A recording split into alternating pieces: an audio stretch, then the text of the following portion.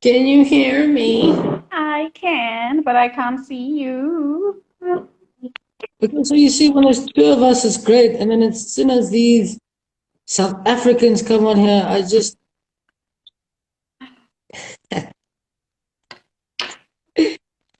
oh, Melissa Kirkloff.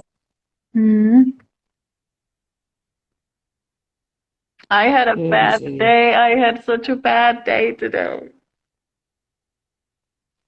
Aww. I even I'll tell me what about it. I will raise my voice on my principal. Really? Is it a chick? You told her to piss off? She's Lebanese. You told her to piss off? Almost. I told her that I'm disgusted. Well, what now? And who's Denisa Peloskova? My sister. Really? Mm-hmm. Oh, Denisa. Hey, Oh, why is your surname different? guys, where are they? I'm waiting for them as But I well. think I'm not sure if this will work today because what's the name of the girl? Okay, well, let me text her quickly.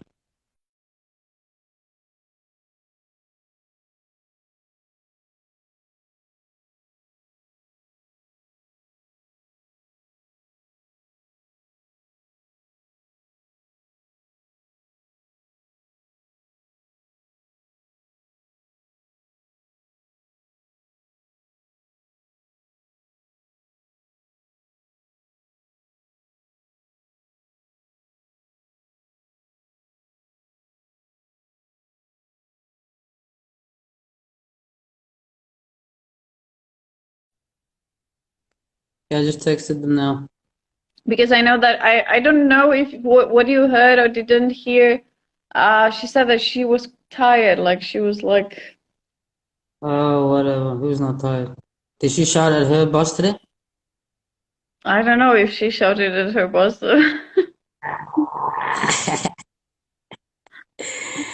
I didn't mind, and I don't feel good about it, but I guess it Needed to wasn't be done. necessary at that moment. Needed to be done. Probably, yeah. Yeah, She good even was stuff, like, man. she was like, then she texted me like, Alice, like I appreciate you, blah blah, and I'm like, the last feeling I have is appreciation here at this point. So, hello, sir. Hello.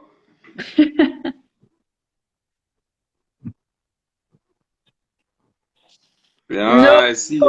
guys, I'm going to be here the only female voice.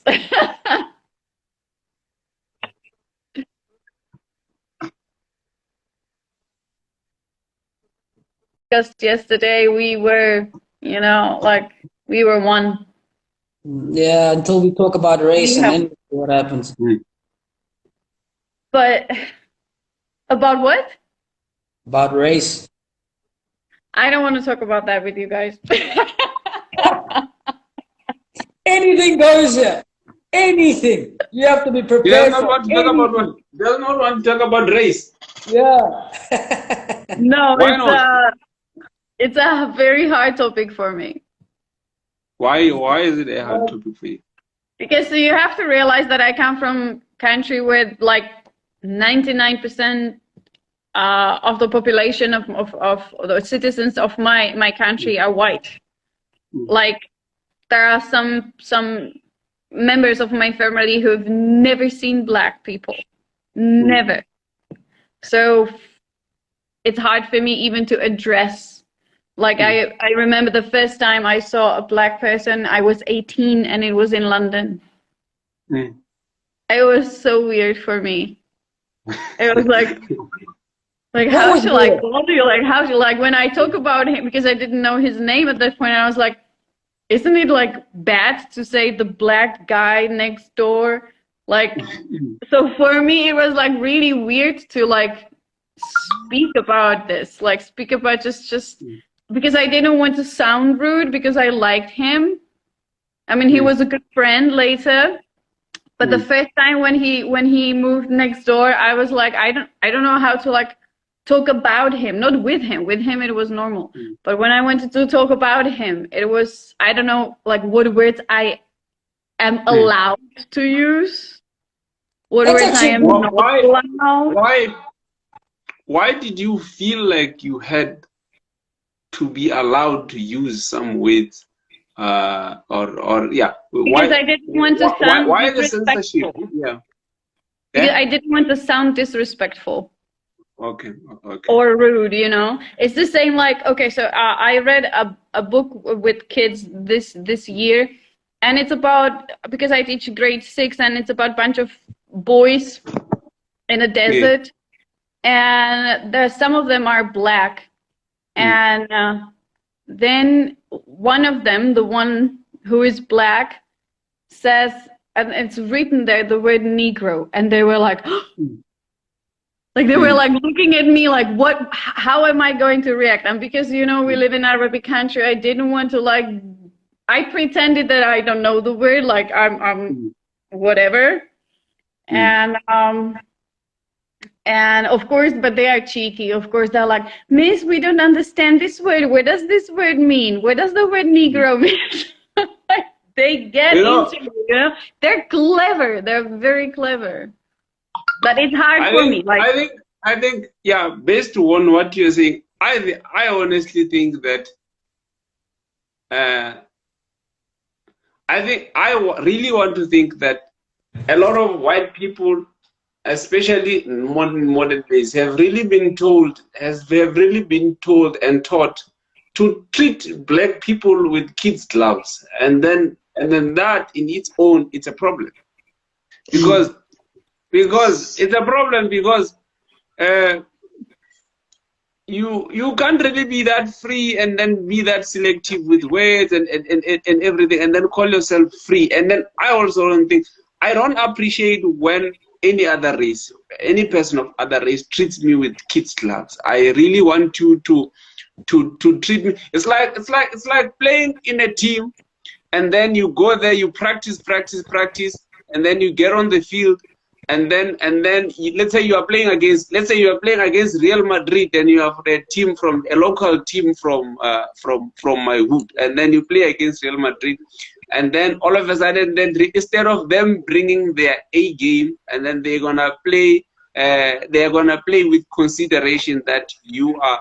I don't think that I would really appreciate that very much. I would, even if you beat me 20-0, it's fine. Beat me 20-0, but then let me bring your best, and then so that I can know that I was actually beaten by the best. You understand? I'm not sure. I understand. But on the other hand, you know, with all the movements and all the history, by the way, we're talking about race. I know you joined later. Talking about race.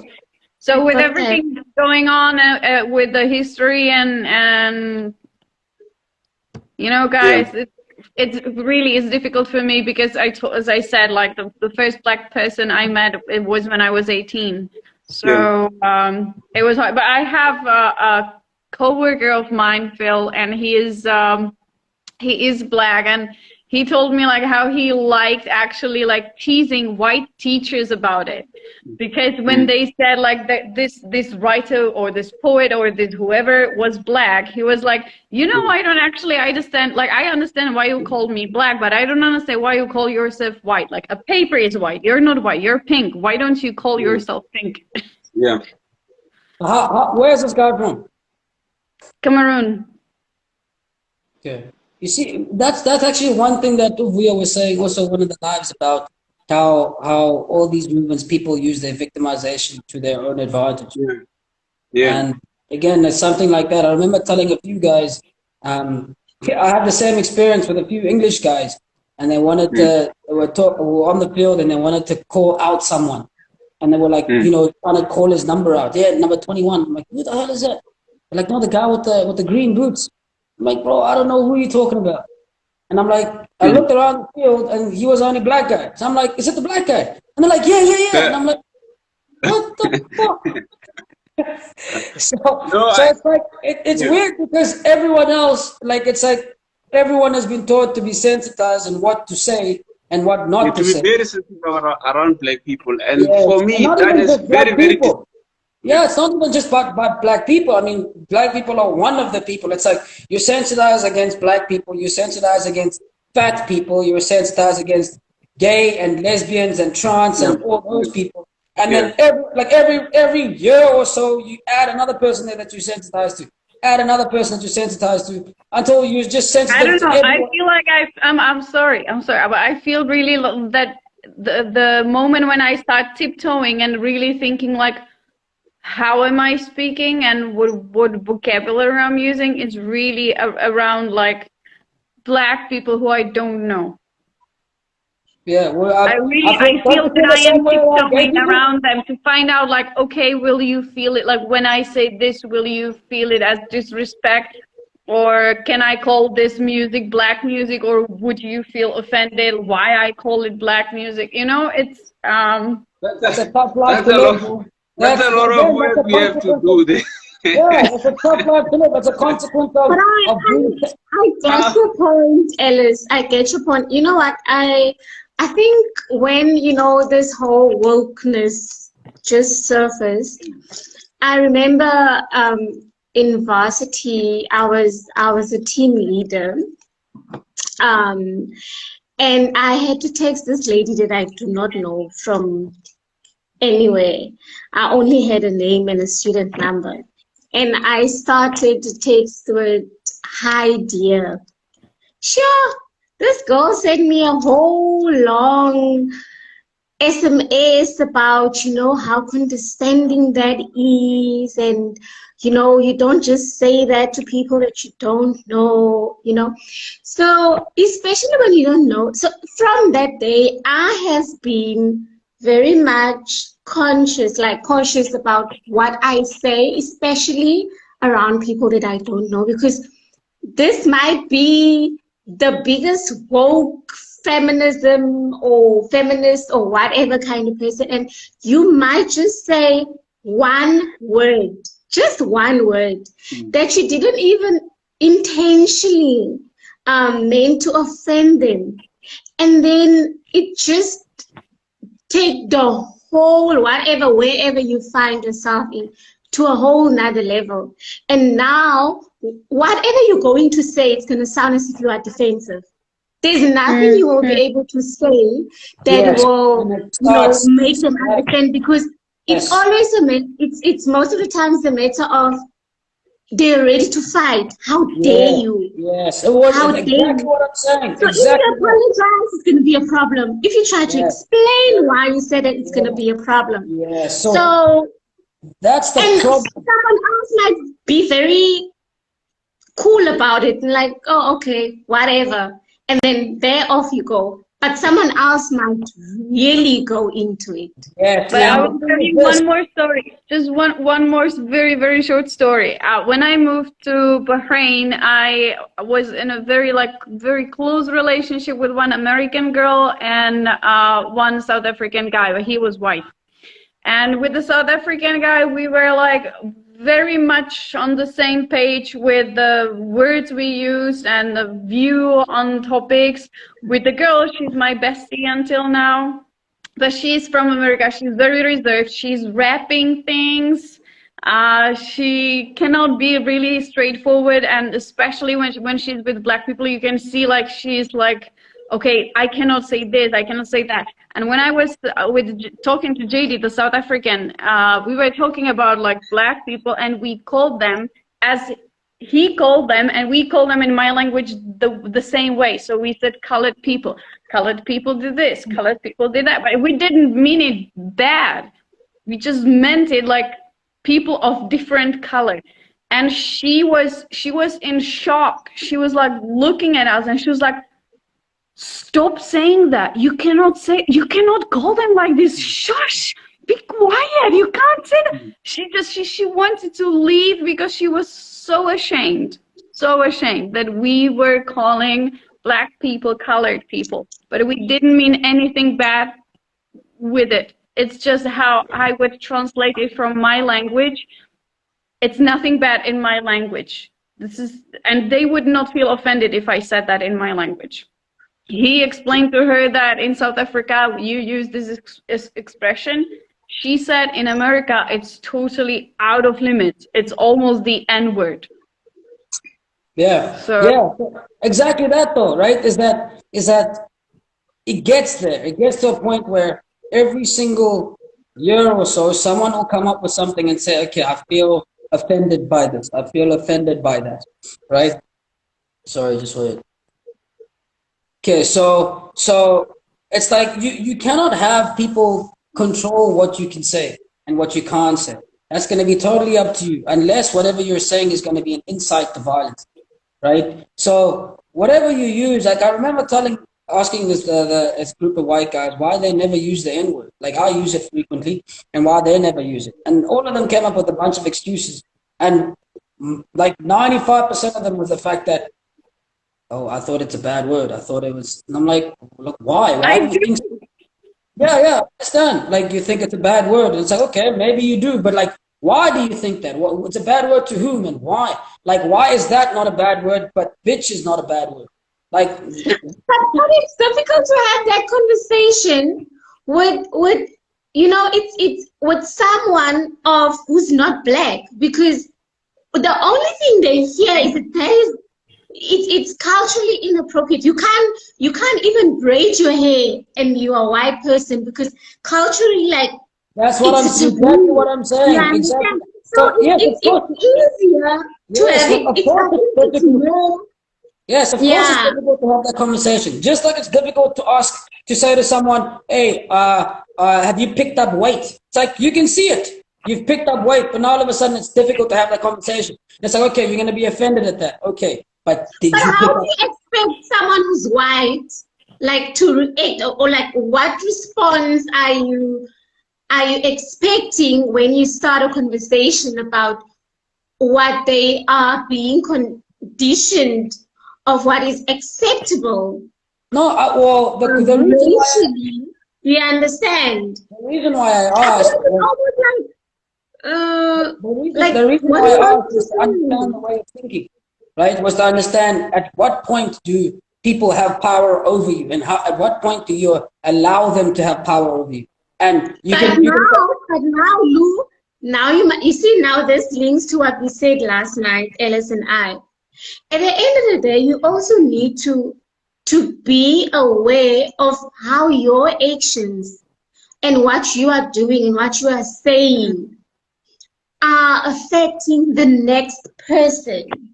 It might be beneficial to you, but how is it affecting the next person? okay, yes, you can be aware of that. How do you control that?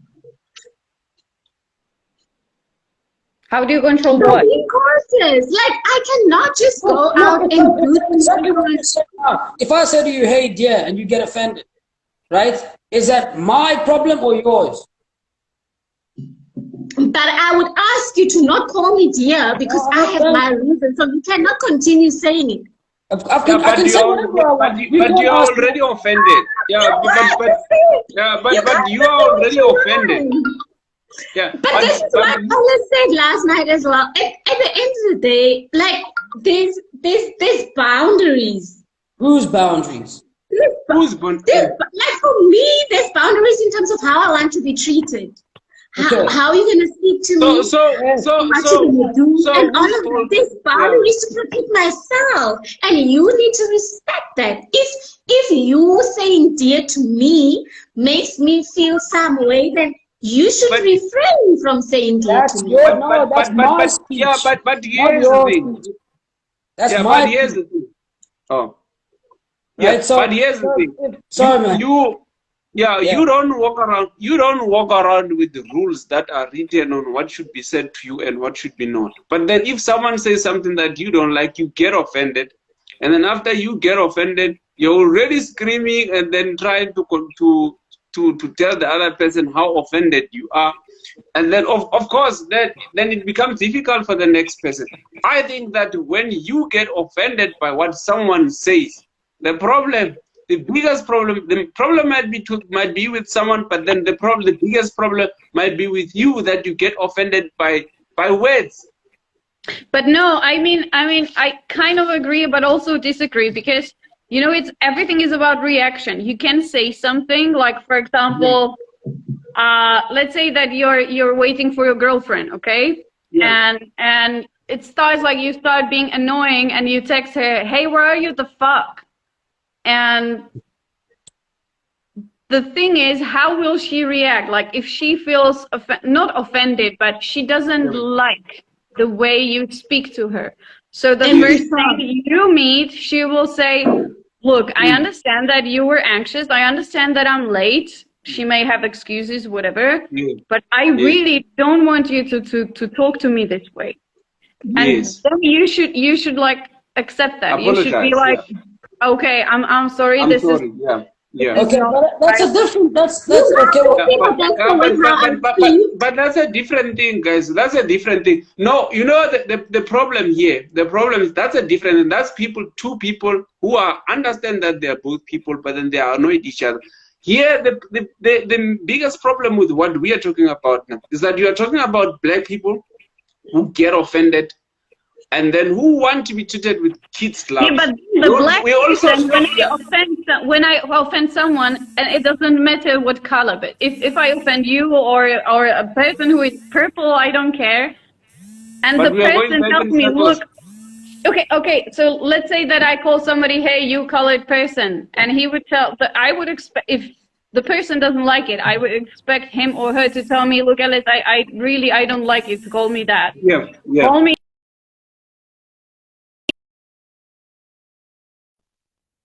Oh, the fuck. Yeah. sorry.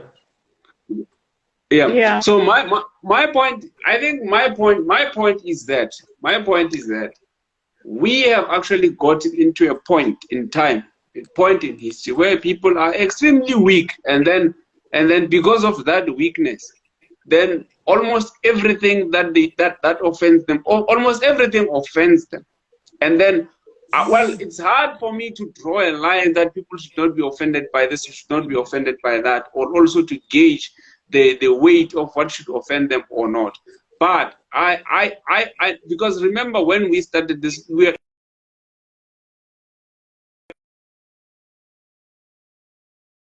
and then my conflict there was like, why are you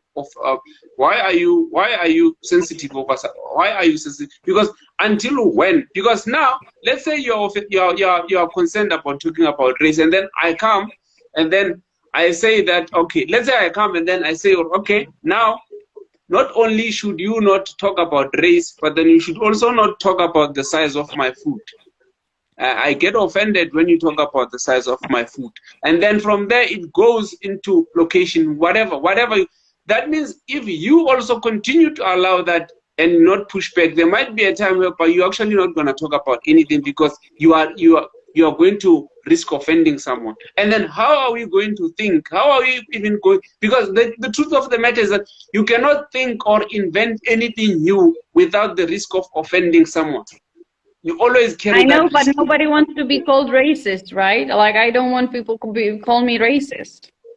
Yeah, It's well, not anyone about will like. call you racist for doing anything. So it's like Yeah, again, don't put your I racist can down. decide to, yeah, I can decide to call you racist for the fact that you don't want to talk about race. What are you gonna do about that? That the fact that Why you would don't want to talk about my race, that how means does it that make me racist if I don't want to talk about it? I want to oh, avoid it. exactly my point. I can decide that what you did or what you did not do now offends me. The fact that you don't want to talk about race, that means you don't look at me as a human being, as an equal human being. Now I'm offended now. You see, damned if you do, damned if you don't. My point is that you must be at a point, you with yourself, you must be at a point whereby if you apologize for something, you apologize for it because you know that if you didn't mean to hurt someone, it's fine. Or if someone got hurt, then you can be able to apologize. But then you must never get to a point whereby now you can't talk about anything, because I can decide that the fact that you don't want to, you are sensitive about race, you don't want to, I can decide that no, that's actually racist. In fact, because why don't you want to talk about that? I mean, it's the current problem, it's the problem that everyone is speaking about, and now you want to tell me that you don't want to talk about it, and then you are white over and above. You see, so now all of a sudden I can basically create, change you, and then make you the bad guy, regardless of how how well-meaning you are trying to be. So my point is that if I do not think that it actually serves any purpose for it actually serves any good purpose for people to be that sensitive about that. Because to me as a person, I do not suffer from a victim mentality. If anything, I actually try to not have people feeling sorry for me. That's one other thing. Be it racially, be it like however way you look at it. I do not like to be looked as a victim, because I still believe that I'm in control of my fate. And then even if it's not 100% of it, but there's a part that I'm in control of. And then you now treating me with kids gloves, I think I also feel that it actually, you are undermining my capabilities for that. No, you know, but that's the thing, because there are a lot of, or I don't know, not that this is not true what I would say, but I feel that there are black people who would feel offended just me white calling them black. They're stupid, yeah. Yeah, and that's why I said that once I know you, once I know the person who has different color from me, and I know what I can say, I feel comfortable and I can speak with them. But when I meet them for the first time, yeah. Now imagine we have to mold our dialogue to accommodate stupid people. We have to mold our dialogue, our entire dialogue. We have to censor ourselves just so that we can accommodate people who crack when they're under pressure. Do you really think that helps anyone? I don't think it helps anyone. Because now you censor yourself so that the people that are fragile, that get offended, sometimes they don't even talk, sometimes they don't even address you. Then they go and then they don't even come, like for example, say, okay, I don't like what you do, because sometimes they don't even have the confidence to do so. And then from there, now we have to mold our world. It's really wrong. I understand this again. I understand this also from because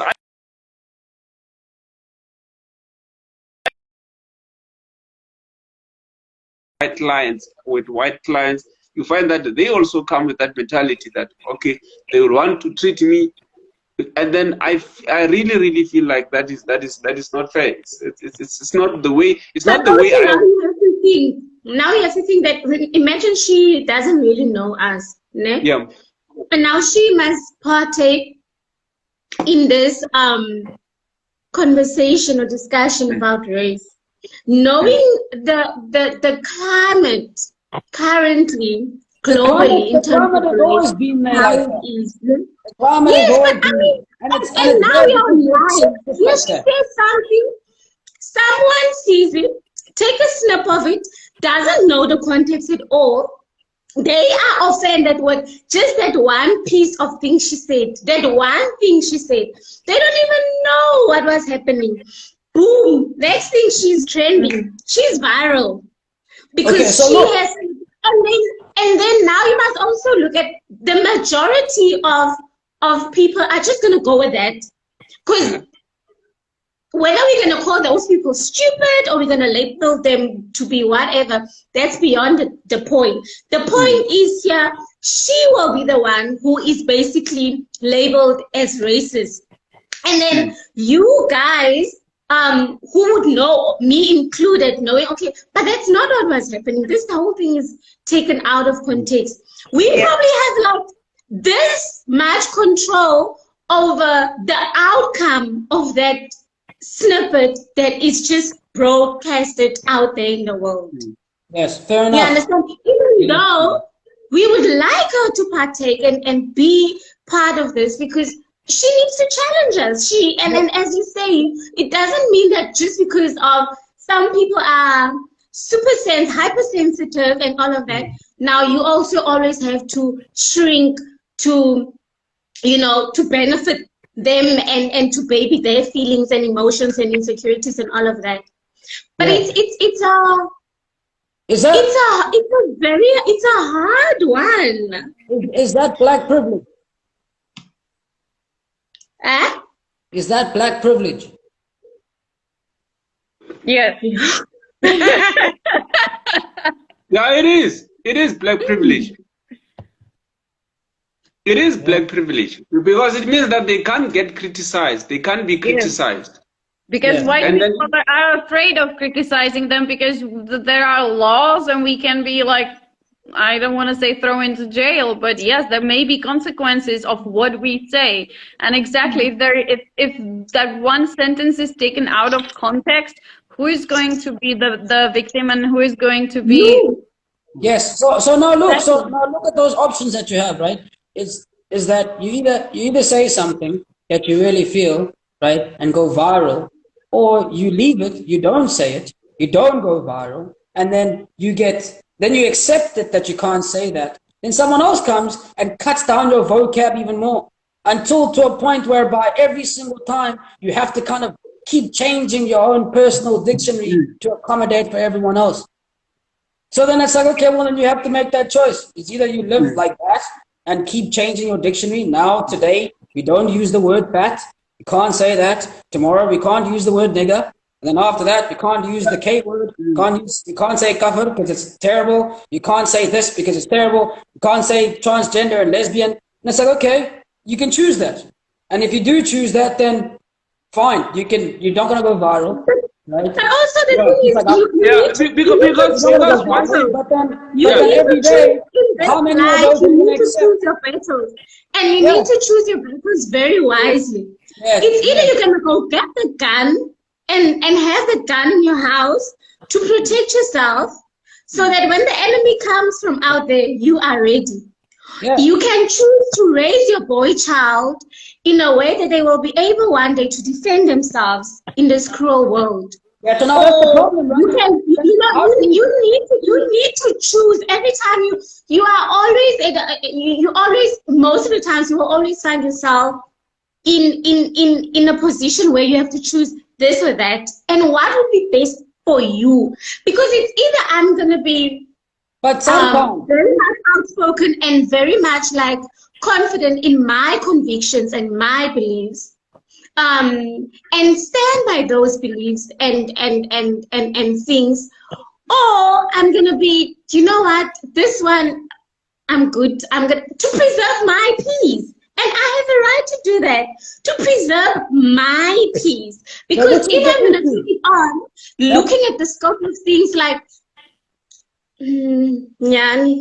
like, yeah, well, reality-wise, most things they make sense in the short term. So it's like, I'm not going to use that word because in the short term I don't want to be rattled for it and I want to be caned for it. And it's like, okay, well then let's see how it is in 5 or 10 years time. And all of a sudden the fact that you accepted not to use the word now because it's safe, now you can't use 10 or 15 other words later on, now you have a problem. And now because you let that go in the first instance when you had a chance to do that, you can't now talk when it's the 15th word. And now it's like, actually, no, perhaps it's not a good idea. So looking at things in the short term at times is not great for the long term, right? So you might say, I want to preserve my peace and I don't want to go viral today. It's like, okay, fine, fair enough. You might choose that, but then you have to know that in 10 or 15 years time, when I get up and I say, look, I've been short all my life, no one can use that word anymore because that's body shaming. Don't ever tell me. Or I decide. Never find themselves in positions where I will, and maybe I can make the decision to never find myself in positions where I will be challenged, or whatever you want to call it. I can't just think of another word now. To use the added words as well. But again, if it's gonna bring me peace of mind, then it's fine. Then you're gonna get used. You guys, it's gonna go out there and fight for these things and speak about these things. But maybe for me personally, I want to preserve this thing that's important for me, which is my peace. And I will make sure myself in those situations. I will obviously then I'll be challenged on how am I supposed to deal with them. I wouldn't know until I am in those situations. But is it really peace? Is it really peace or prison? Is it really peace or prison if I can decide that tomorrow, if we as black people can decide tomorrow that tomorrow we don't even want you guys to use the word black anywhere? That word is offensive. Is it really peace? Do you really call that peace? For or who? is prison? For white person. Because it's prison. It's prison, because the thing is that we have to understand something, that peace can exist in and out of prison. But the people choose what people are actually afraid of. Are actually afraid of people would rather be in. They would rather be in that fake peace and then still be in what? Still be in prison, because I've actually imprisoned your vocabulary. If I can actually limit some of the words that you were using yesterday, fine. And then now I just tell you that no, I don't even want you to call me black because I feel that is offensive. And then the following day I'm like, no, you know what? That black, we can use that black now, but don't call me black, just maybe call me African. And then from there I'm like, no, I think yeah, yeah, but I think African is Yeah. African is too basic. I can decide that, you know what, African is too mainstream. I want something nice, and maybe call me, and we could I mean, let's come up with the term, guys. Let's come up with the term. Call me whatever term, and then I can just decide, because that's what is happening. That's what is happening. And you need to learn how to pronounce it. Yeah, correctly. How to pronounce what? My clan name. Clan name. Yes. Your clan name. It's a term that Xhosa people use back home to call themselves, to make themselves feel special, and come from different tribes. But it means nothing. Another way to differentiate yourself means nothing. White flag. To make yourself feel like you are in control. Yeah, you're in control. You know your forefathers. They don't even know you. They don't care about you. But you come from that. It's another thing. Maybe you talk about them as if they were something. Sometimes they were just broke bums, and then you have to talk about them as if they were worth something. And then that time they were slaves. They were slaves. They were colonized by a few Europeans, and then now you have to call these guys and give them all sorts of praises. Yet they were cornered for 300 years by a bunch of European guys. And they were who were fed up. Yes, who were also fed up where they came from. They were also fed up with other people who felt special as well, and then told them that, you know what, we no longer want you here, guys. There's not enough food. You can fuck off and then go find it. Whatever. I think that's another thing that the black people, that we as Africans and black people fail to understand. We fail to understand that there is no nation in this world. There is really no nation in this world that has never had its misfortunes. You can start from even right now. The Great Britain, is it Great Britain or what? Yeah, the one that colonized almost the entire world, Africa, most of Africa, and then the reason also why we speak English. They were also colonized by the Romans before. And then even maybe the Romans, we might not have documented the history before that, but then everyone has had some form of misfortune. The trick, and then what we need to embrace is our losses, and then also learn to turn that calamity into strength, because that is what differentiates the Chinese great nation. Yeah, the great nation. There is no. I mean, look at Japan after World War II. It was ruled after World War II, but then they managed to dust themselves, understand that they lost against the Americans. In fact, they even had to work with the Americans so that they can rebuild their country. Look at the Germans; they were also ruled after World War II. They had to accept that, you know what, we took a loss, guys. We took a loss on World War I. We took another loss in World War II again. So let's go and take a loss. Let's accept that. Yes, let's accept that we got beaten. We lost, and then from there we can be able to build as well. The problem the problem with us Africans is that you always hear the stories of most South Africans that will tell you that, hey, the land was stolen. No, the land was not stolen. You got beat up. Someone came and then won against you fair and square. Beat you up, beat your granddad up, and then made him a slave, and then took his land. So it was not theft. Theft is something that's taken when you are not there, and then you can report it somewhere. You cannot report it somewhere. I conquered you. I took your land. That's what happened. So that's the reality that black people need to accept, and then they don't need to hide it. But no, the land was stolen. Our culture was taken. were stripped away and called. No, you got beat up. And I accepted that. That's why I no longer, the victim mentality does not apply to me, because I accept that my grandfathers lost. They could have won if they were strong enough. So that means the invading team was not strong. We have different. You have arrived. You have arrived when? No. I've not arrived. I've not arrived anywhere. I've not arrived anywhere. I've not arrived anywhere. The beliefs and the convictions and whatever to the grave. But what, don't you think, Potso, what you're saying? Those things to the grave. And that's how. The fight back. They believe it. The fight back of the people that have lost is exactly that. Is exactly the movement. It's exactly the manipulation of speech. Yeah, but it's stupid. Exactly but it's stupid. It's stupid yeah, because it's ineffective. It's stupid because it's ineffective. Maybe perhaps that is the first step. The first step is just to say, don't use the N-word. It's like, okay, why? No, just don't use it. It makes us feel bad. How? You weren't even there. Like, you don't even know what the word means.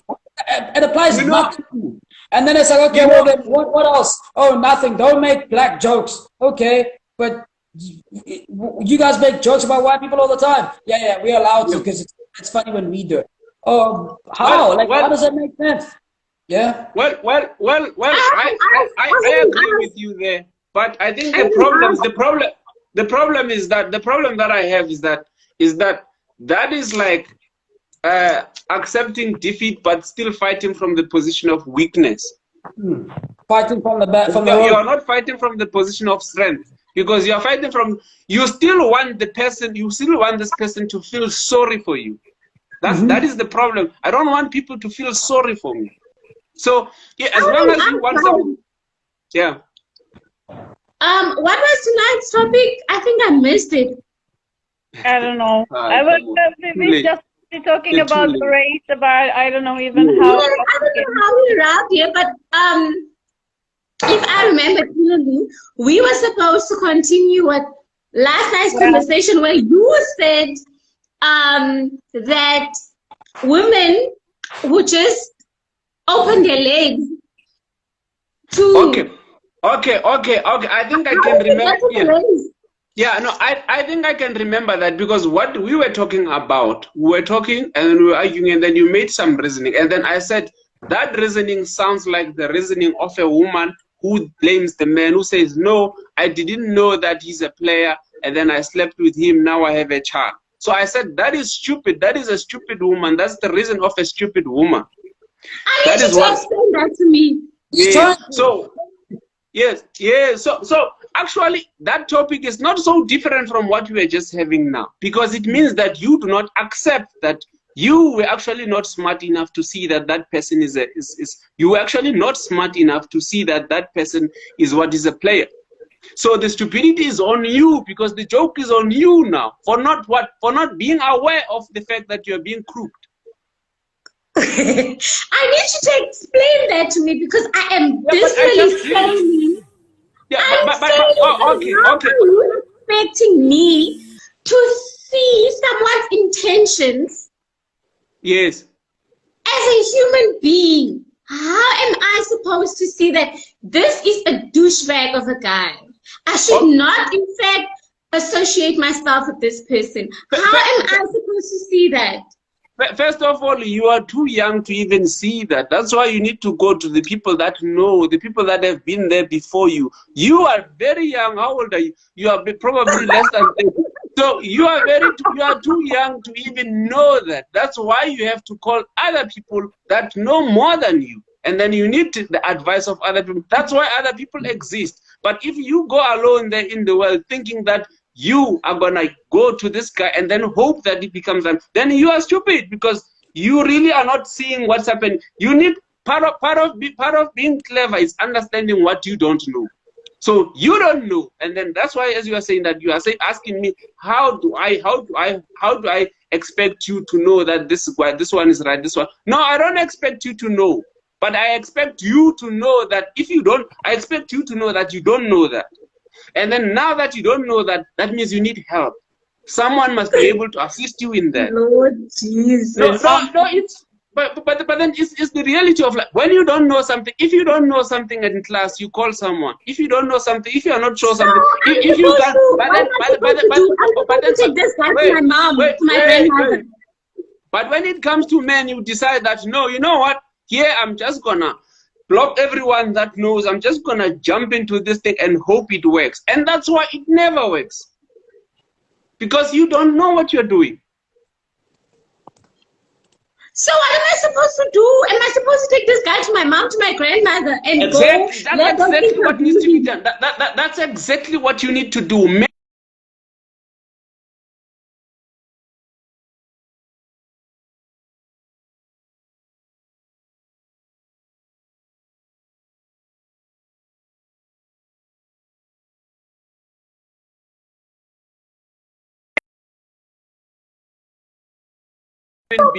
What are these special powers they have based on their age and experience and all of that they can see through somebody? No, based on experience. Yeah, based on experience. You are 30. You only have about 15 years of experience of dealing with men. They have over 40. They have seen their grandmothers do relationship thing.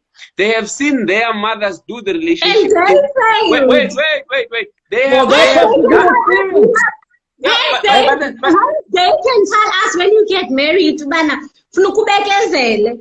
if this guy but you are jumping. Continue being a good wife, because that is your portion in life. No. But you are jumping. I was explaining why. I was answering your question, and then you continued before.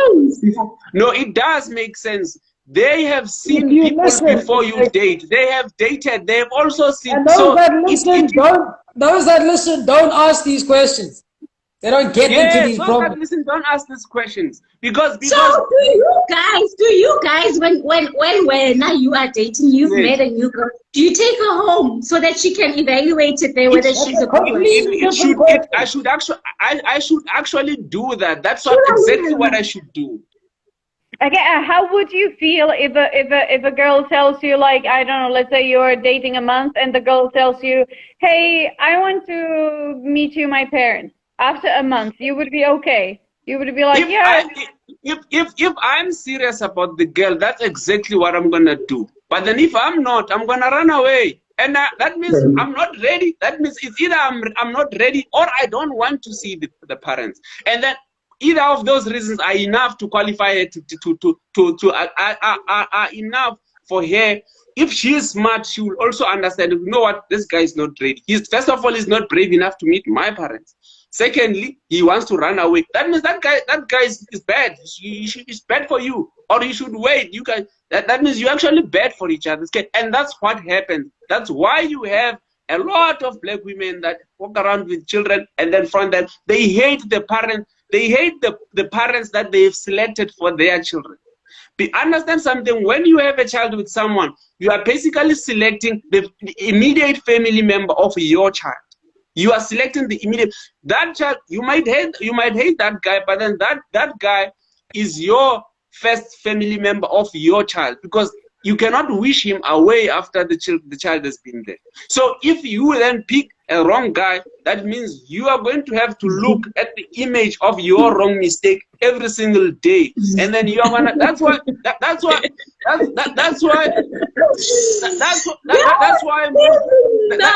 most women chant. That's why most women chant, and then they constantly convince themselves, "Ray, you are my everything." Sometimes they know, they can see that this guy looks like that guy who actually broke my heart. He looks like it, but then they want to sort of chant, repeat. That's why they will keep on telling their child that they love the child, because now they want to chant this until they believe. They are not trying to convince the child that they love. They're trying to convince themselves that they actually like, that they actually like the child.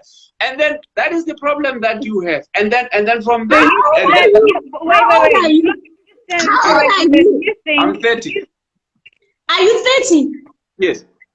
Okay, so me and you are almost the same age.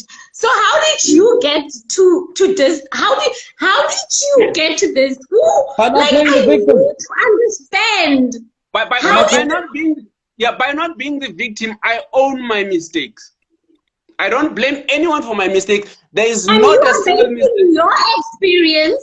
Now you are taking your experience. You're like, you know what? Okay. Do you own your mistakes? And so this is how it should be done, actually. You asked me you asked me Look, something about religion. You asked me something about religion last time, and then you wanted to know what religion did to me.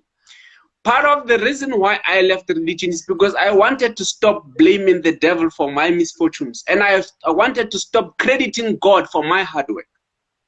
I did not want God to get credit for my hard work. I also did not want the devil to be blamed for my misfortunes. That means now I'm actually taking the superiority position, the position that I delegate to God or the position that I delegate to the devil. I'm going to own those two. So I'm not going to blame you for my fuck-ups, and I'm not going to blame, I'm not going to credit you for my winnings again. So everything that it becomes me. I'm not going to say, hey, is the devil, God forbid, or praise the Lord. No, I praise me because I'm the one who did that. So that is part of the reason, because I realize as long as I can be able to For me, but that might not work for me. That works for you, but it might not work for me.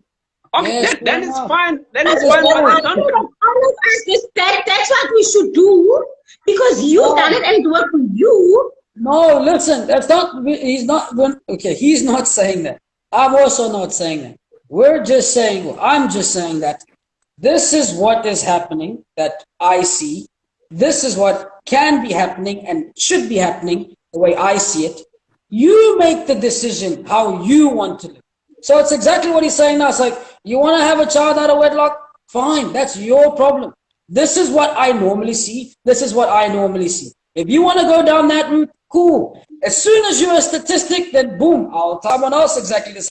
I need to get the studies of yours, ne? I need to get it on paper so that I can process. I want to know the population, you know, the whole experiment that has been done, because I am failing to understand dismally. It does not make sense to me. What doesn't make sense? What doesn't make sense? What exactly doesn't make sense? I don't get how a woman, like how the lady is being blamed for not being able to see that this is a douchebag of a person.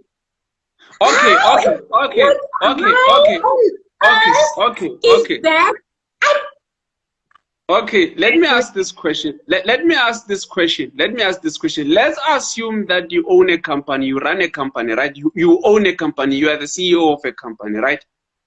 And then in this company, you've got departments. You've got the HR department. You've got the HR department, and then you've got the whatever operations, and let's say HR operations and finance. Let's just keep it that way. Yeah. So now someone comes looking for a job in that company, and then this guy has been involved in some fraud, has stolen money, probably killed a few guys, and then probably and also he's not right upstairs. And then he comes on that day, he's a con basically. Let's not say he's not right upstairs. Let's say he's a con.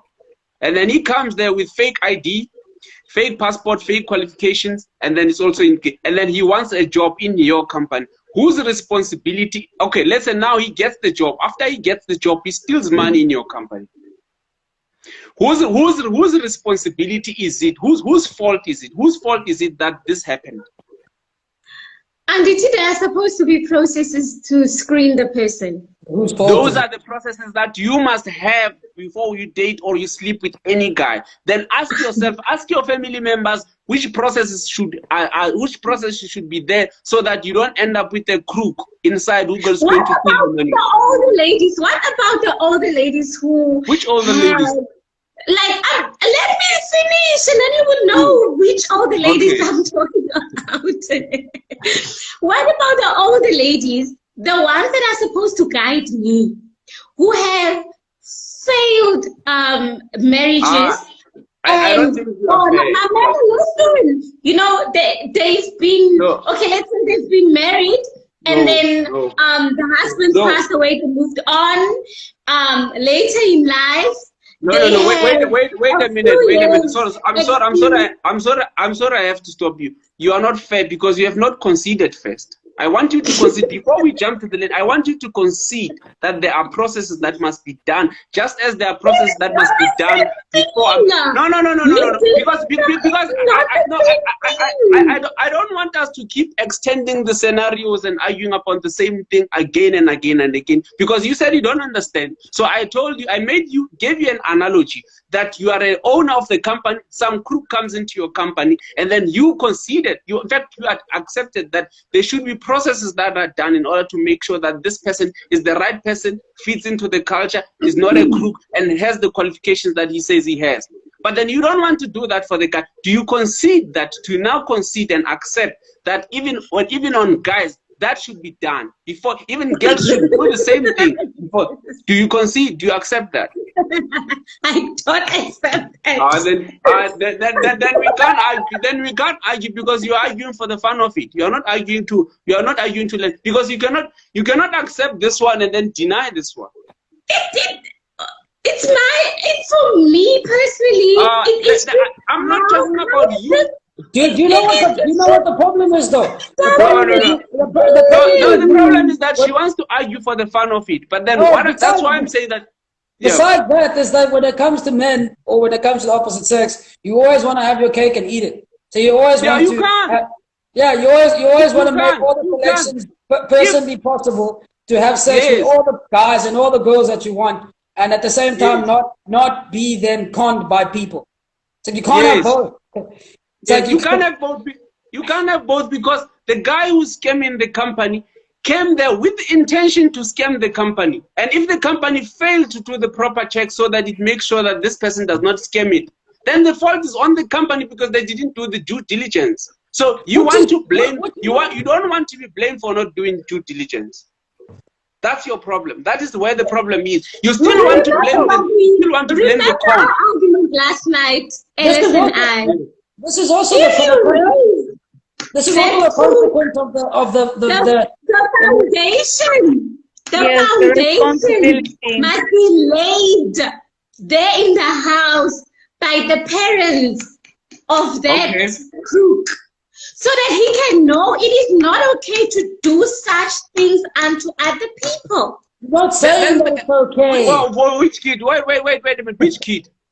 Okay, should the foundation be laid also on the guy? Should the foundation also be laid on the guy who's a scammer, who's coming to the company? Should the foundation have been laid as well, right? You are saying that it should have been laid so that he does not scam the companies, right? Because what you say this side must also apply this side. What I'm saying is no one is just an adult out of the blue. You get born and then you get raised. There is a process to it.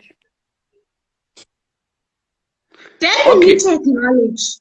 But do you also understand and that the most important, like, a part of anybody or a phase is exactly the foundation phase when they are being raised. If that is not it is true, and we see the effects of that later manifesting in various ways later in life, because the foundation has been planted. You can raise a child. And some of these issues that are coming from, that are being carried over from generation to generation to generation. Yeah. So exactly. So now, do you accept now that two stupid people are likely to going to produce another stupid person? Because that's what I said last time, that okay, the girl is stupid, and then because she's stupid, she goes and then dates another stupid guy. They have a child now. This child is a product of two stupid people. And then you want this guy to magically, that's also why I left religion again. That the offspring, the idea, the religion always gives people this idea that the children are from God, and then God decides their intelligence, or God decides whatever, he's the one who blesses them or what. No, it's not like that. Just like dogs, if you take a good dog and a good dog and then you make them mate, they are likely to give good offspring. But then if you take a Sporty from Kasi, you know Sporty from Kasi, and then you take Sporty from Kasi, then you mix, then it's gonna produce a stubborn what? It's gonna produce why do people think that that doesn't apply to them? Because whatever applies to other animals applies to you too. If you want to have tall kids, you must both be tall as well. You see, or you must have a mate that is taller so that the thing is that people understand that when it's positive. People think that two stupid people can give birth to a clever person, and it's highly unlikely. You cannot bet on that. People understand that when it's positive. So it's like if you see an intelligent boy, you automatically go, "Oh, your parents must be intelligent." Oh, okay. Well, you see a tall guy. Oh, well, your parents must have been tall. Oh, your parents are tall. And then when you see a stupid boy or a short boy or a fat boy, you go, "Oh, I don't know. Where did that come from?" And it's like, you're fucking big. Wow, exactly my point. Alice and I we are not part of that population that thinks like that. So please excuse us. Because but you know, like you say, like two stupid people hurt a stupid person. Okay, so my dad has green eyes. My mom has black eyes. My sister has black eyes, like really dark. I have blue. Nobody in my family has blue eyes. Now, no one has a family. So now that means you are what do they call it? Is it a deviant or what? What's the red? The standard deviation. Yes. So meaning that we cannot. Meaning you are also telling me that you are probably the 1%. Let's say 1% in your family. Should now, when we do our breeding plans, or should we bet on the 1% or should we bet on the bigger on the bigger scale? So meaning that. I mean, at the same time, it's like whenever you breed people, you don't come out exactly the same as the other two people. There's obviously going to be differences, and there's obviously going to be similarities. But those similarities that come there are direct, as a direct effect of the two people that made you. That's the whole point of biology. I cannot speak on the anatomy of a person. I'm not into science and all of that. I am social science, humanities. Yeah. So I deal with people's behaviors. That's my thing, right? It's the same thing with behaviors. It's the same thing with behavior as well. If the parent is stupid and then he's stupid and then the mother is also stupid, that means this child behavior of these two people are stupid. And if the child grows up in this, no. It's like imagine two parents. They are both smokers, but it doesn't mean automatically that the kid will smoke cigarettes as well just because the parents smoke. No, it's not true. It's the same like when you're brought up by two gays or by two lesbians. Are you automatically homosexual? No, you're not. It's not even genetics. But anyway. Yeah, but you are mixing things. Like we are talking about behavior. So and then you come and another thing. Yes. So now my point is that go to any watch. There's a documentary on YouTube called Soft White Underbelly. They document the people that we generally look at as the outcasts, like the people who basically do everything that the society is not supposed with. Yes, ask them or you can even go to the prisons. Ask them the prison statistics. They will tell you that the majority of the people that are in prison are people that grew under these conditions, and then in those conditions you find that there's actually some either divorce or a single parent families, and then you find that maybe the parents were drunkards, maybe there's as you said that there's always the people don't just become adults, they start being children, they grow up as being children.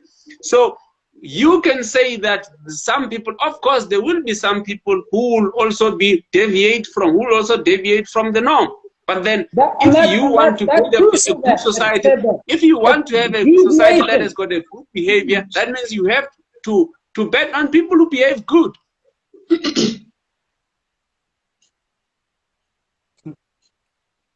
It's I like miss that so much. it's the same thing as like it's what we used to talk about this whole seatbelt story. That Yes, people people that wear seatbelts can still die. exactly. So it's like, Yes, okay, and what they do we do? die. Not Yeah. wear seatbelts? It's like you can't base everything else based on the minority that happens and that or the No. minority of things that happen and then say that, well, there are still people that it's like, yeah, of course there are. It's like COVID. You Yes. can wear a mask and still have it. Doesn't mean that you shouldn't wear a mask. Because Yes. the whole point is that, okay, fine, don't wear a mask then. See what happens. Then you'll definitely be one of the people that get the disease. It's the same with what you were talking about with kids now. It's like, fine, you don't want to Yes. make it, you don't want to have other people that have more experience than you make a decision about who you should date. Cool. Then You go do make that, your and own then you decisions. see. Yeah, go make your own decisions and see. And that's the thing is that you don't want to concede that because if you do She has not conceded that. Even yes, now, no, she but it's has. fine. It's fine. That's the thing is that you don't have to concede that, right? Of course, it's all up to you. It's your own personal choice. It's your own personal stuff, right?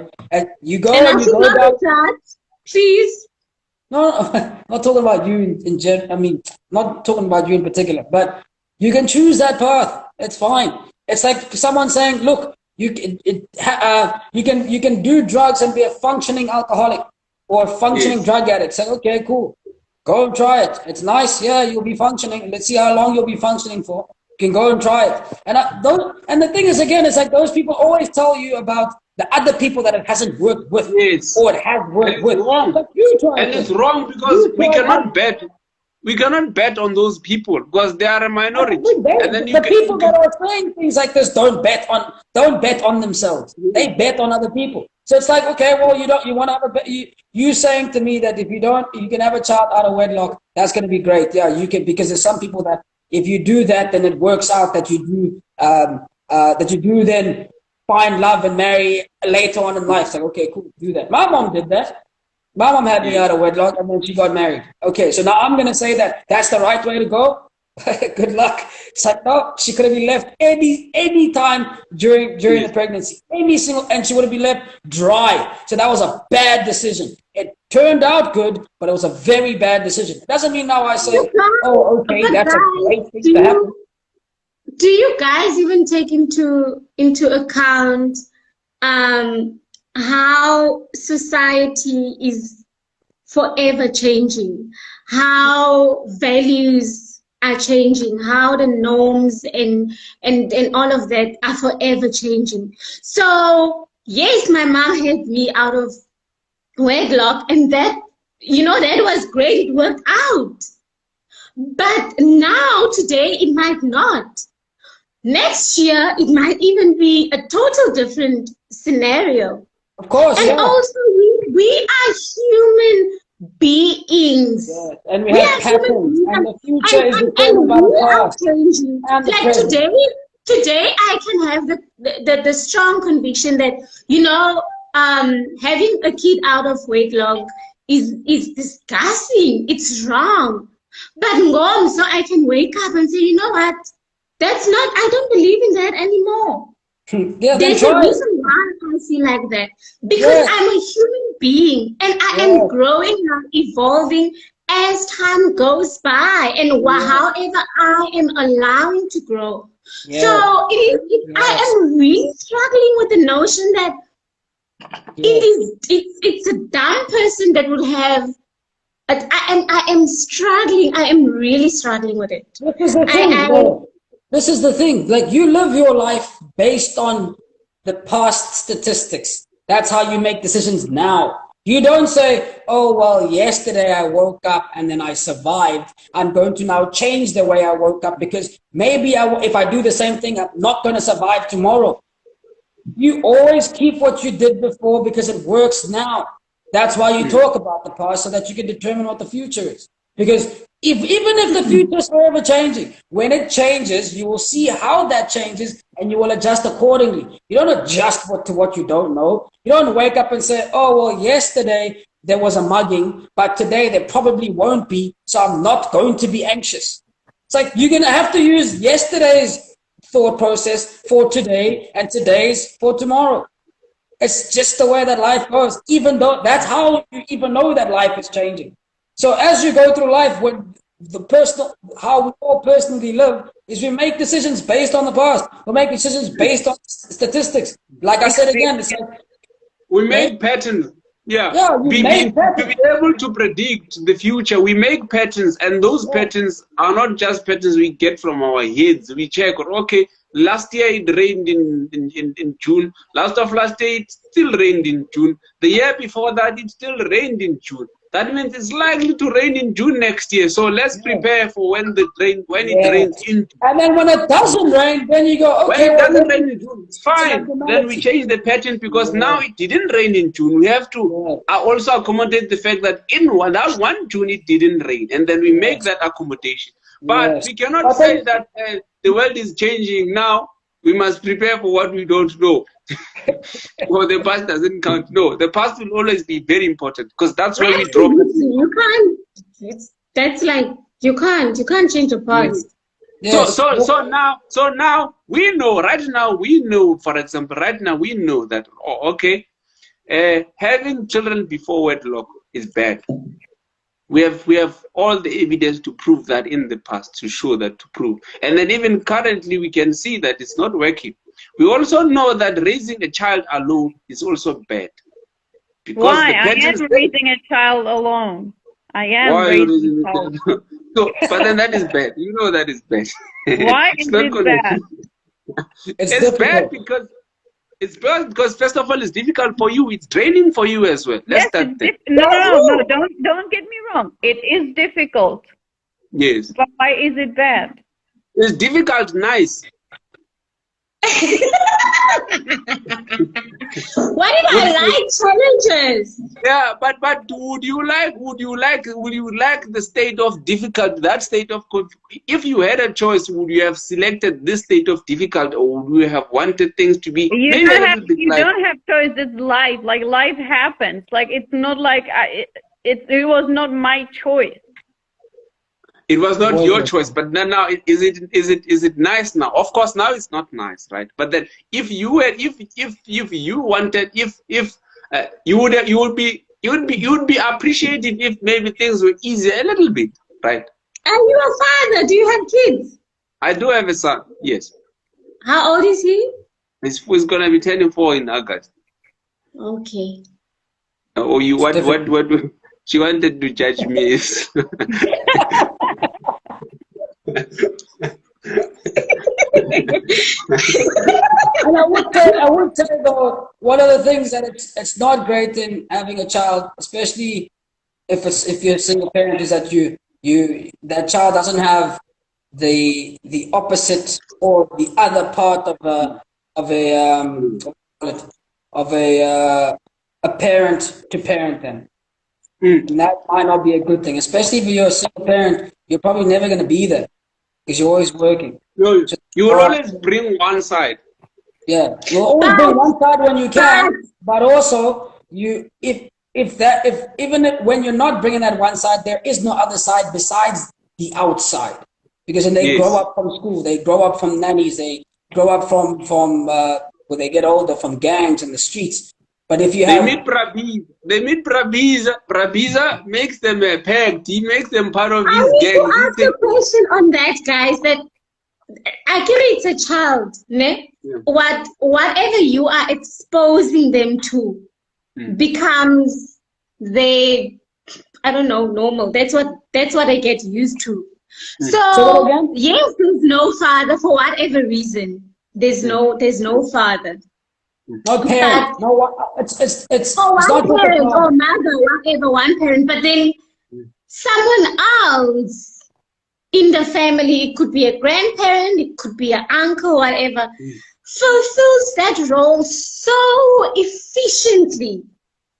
No one can ever do it. Listen, they don't know about, a father this is what a father should be in my life. You underestimate filling that gap that I think so efficiently that it does not matter, or the absence of that other parent does not hold. You underestimate. You are actually disrespecting your child because you are underestimating his intelligence, and then you are disrespecting your child. What other thing in life is better when you replace it with something else that's not what it is? I need you guys to answer my question. Like, yeah, I know. It's a very short question. It's a very short question. The question that he asked is a very short question, but very profound. What other thing in life? What other thing in life is better when replaced by something that is not originally what you call? Please rephrase it the way that you did there. Exactly that. It will depend on me. That will depend on it's not about you, about the child. I'm just asking, what other thing in life what other thing in life is better when replaced by something else that is not what it was originally? Okay, you work in medical field, so if I have something with my lungs or heart or whatever, and somebody finds a donor with a better organ, yeah, I want to replace my bad heart with that healthy heart. Originally, your heart, the way that it was originally, will always be better for your body. How it turned out to be bad afterwards is a different story. No, what? How? Like when a doctor tells me, look, you need a transplant because you will die. What you are saying, what you are saying, and what she's arguing. Yeah. What you are saying and what she's arguing about. The Lord needs to. Baby, and you had a heart. That heart that you were born with is the best heart for you when you were born. That's your original heart or original lungs, right? But if there is an issue with my original whatever organ and I need a transplant. Wait, just wait. If you were born with your original organs, those organs are not replaced up until there is a problem, right? The reason why they're not replaced is because it's the best possible thing for your body, right? Yeah. Okay. Then when they are not, you replace them, right? Because they're then now whatever you're replacing them with is going to be better than what the originally that you had when it became defective. Not better than what it was originally. But come on, like you can be born with a defective whatever, and then it's better to have people that are born. A replacement. You too, like.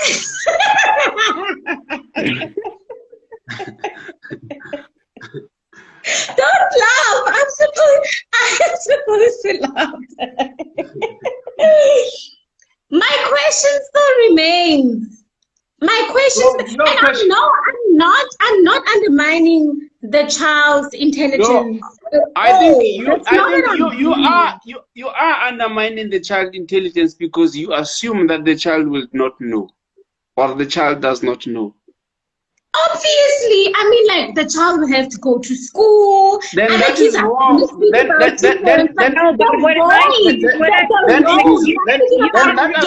Because a person can be there, and then the role could still be very trash.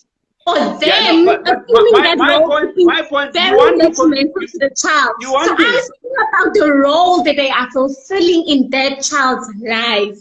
That is what's important. Whether you are present does not matter because you can be present and still be a horrible parent.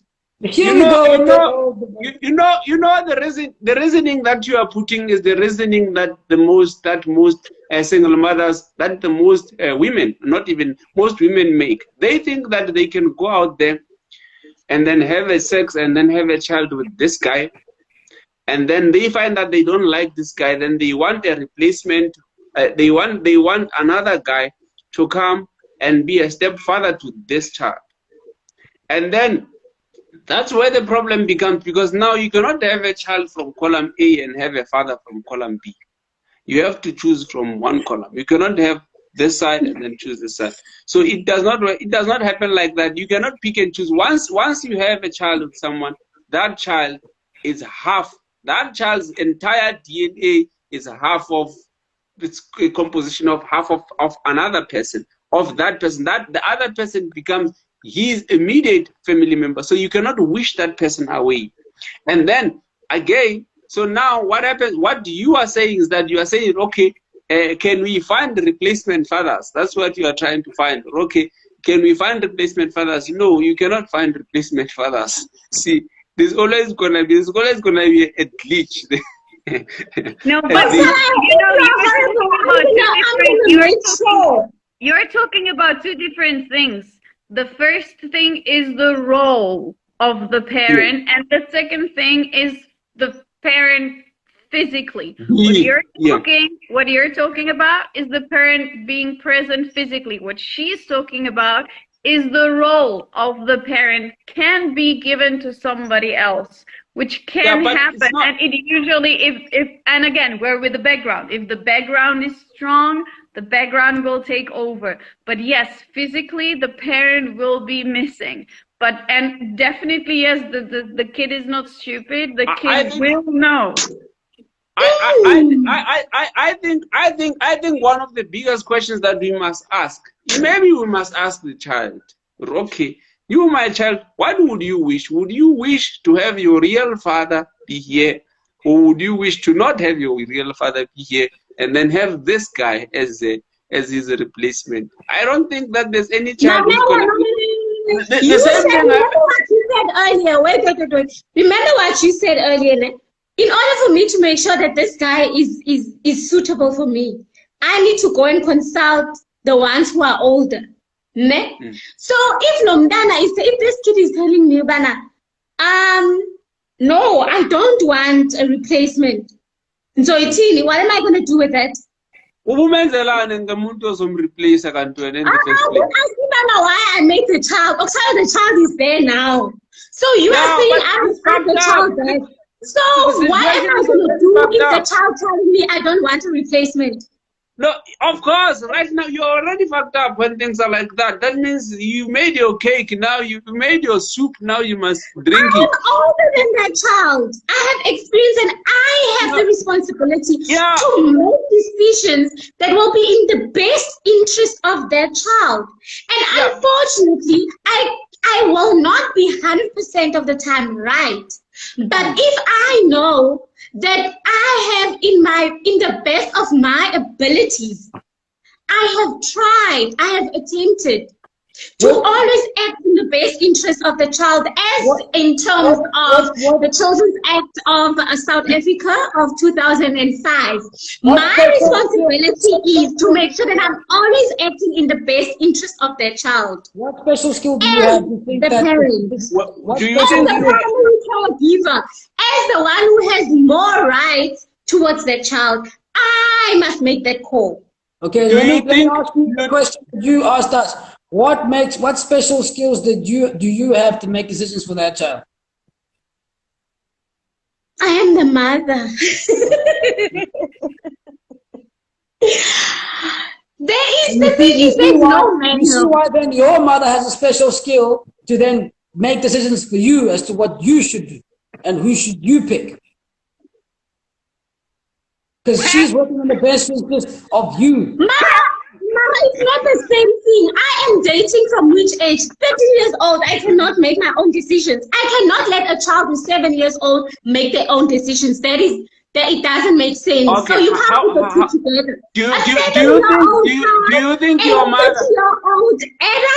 What is the difference? Right there and then. Do you think your mother, your grandmother, your grandfather, and your father would think that you are you? Do you think that your grandmother, your mother, and your father are also saying the same thing? They cannot also let their 25-year-old decide the man for her, because she only has about 5 years of experience. Probably she's a late bloomer. She started dating at 20. In fact, you you are a very late bloomer if you start dating at 20 these days.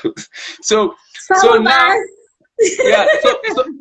So now, are you aware of the fact? Are you aware of the fact that even they themselves, that they are saying the same thing, that this woman is only 25. She only has about 7 years experience of dating. We know better, just as you know better than a 7-year-old, Yes, right? but the thing is, I will be carrying. I will have to live with the consequences of that. A child. If I let a 7-year-old make decisions, who will have to carry the consequences of those choices? Both of you. Who's going to carry them? Both of you. If you care What about do them, you mean?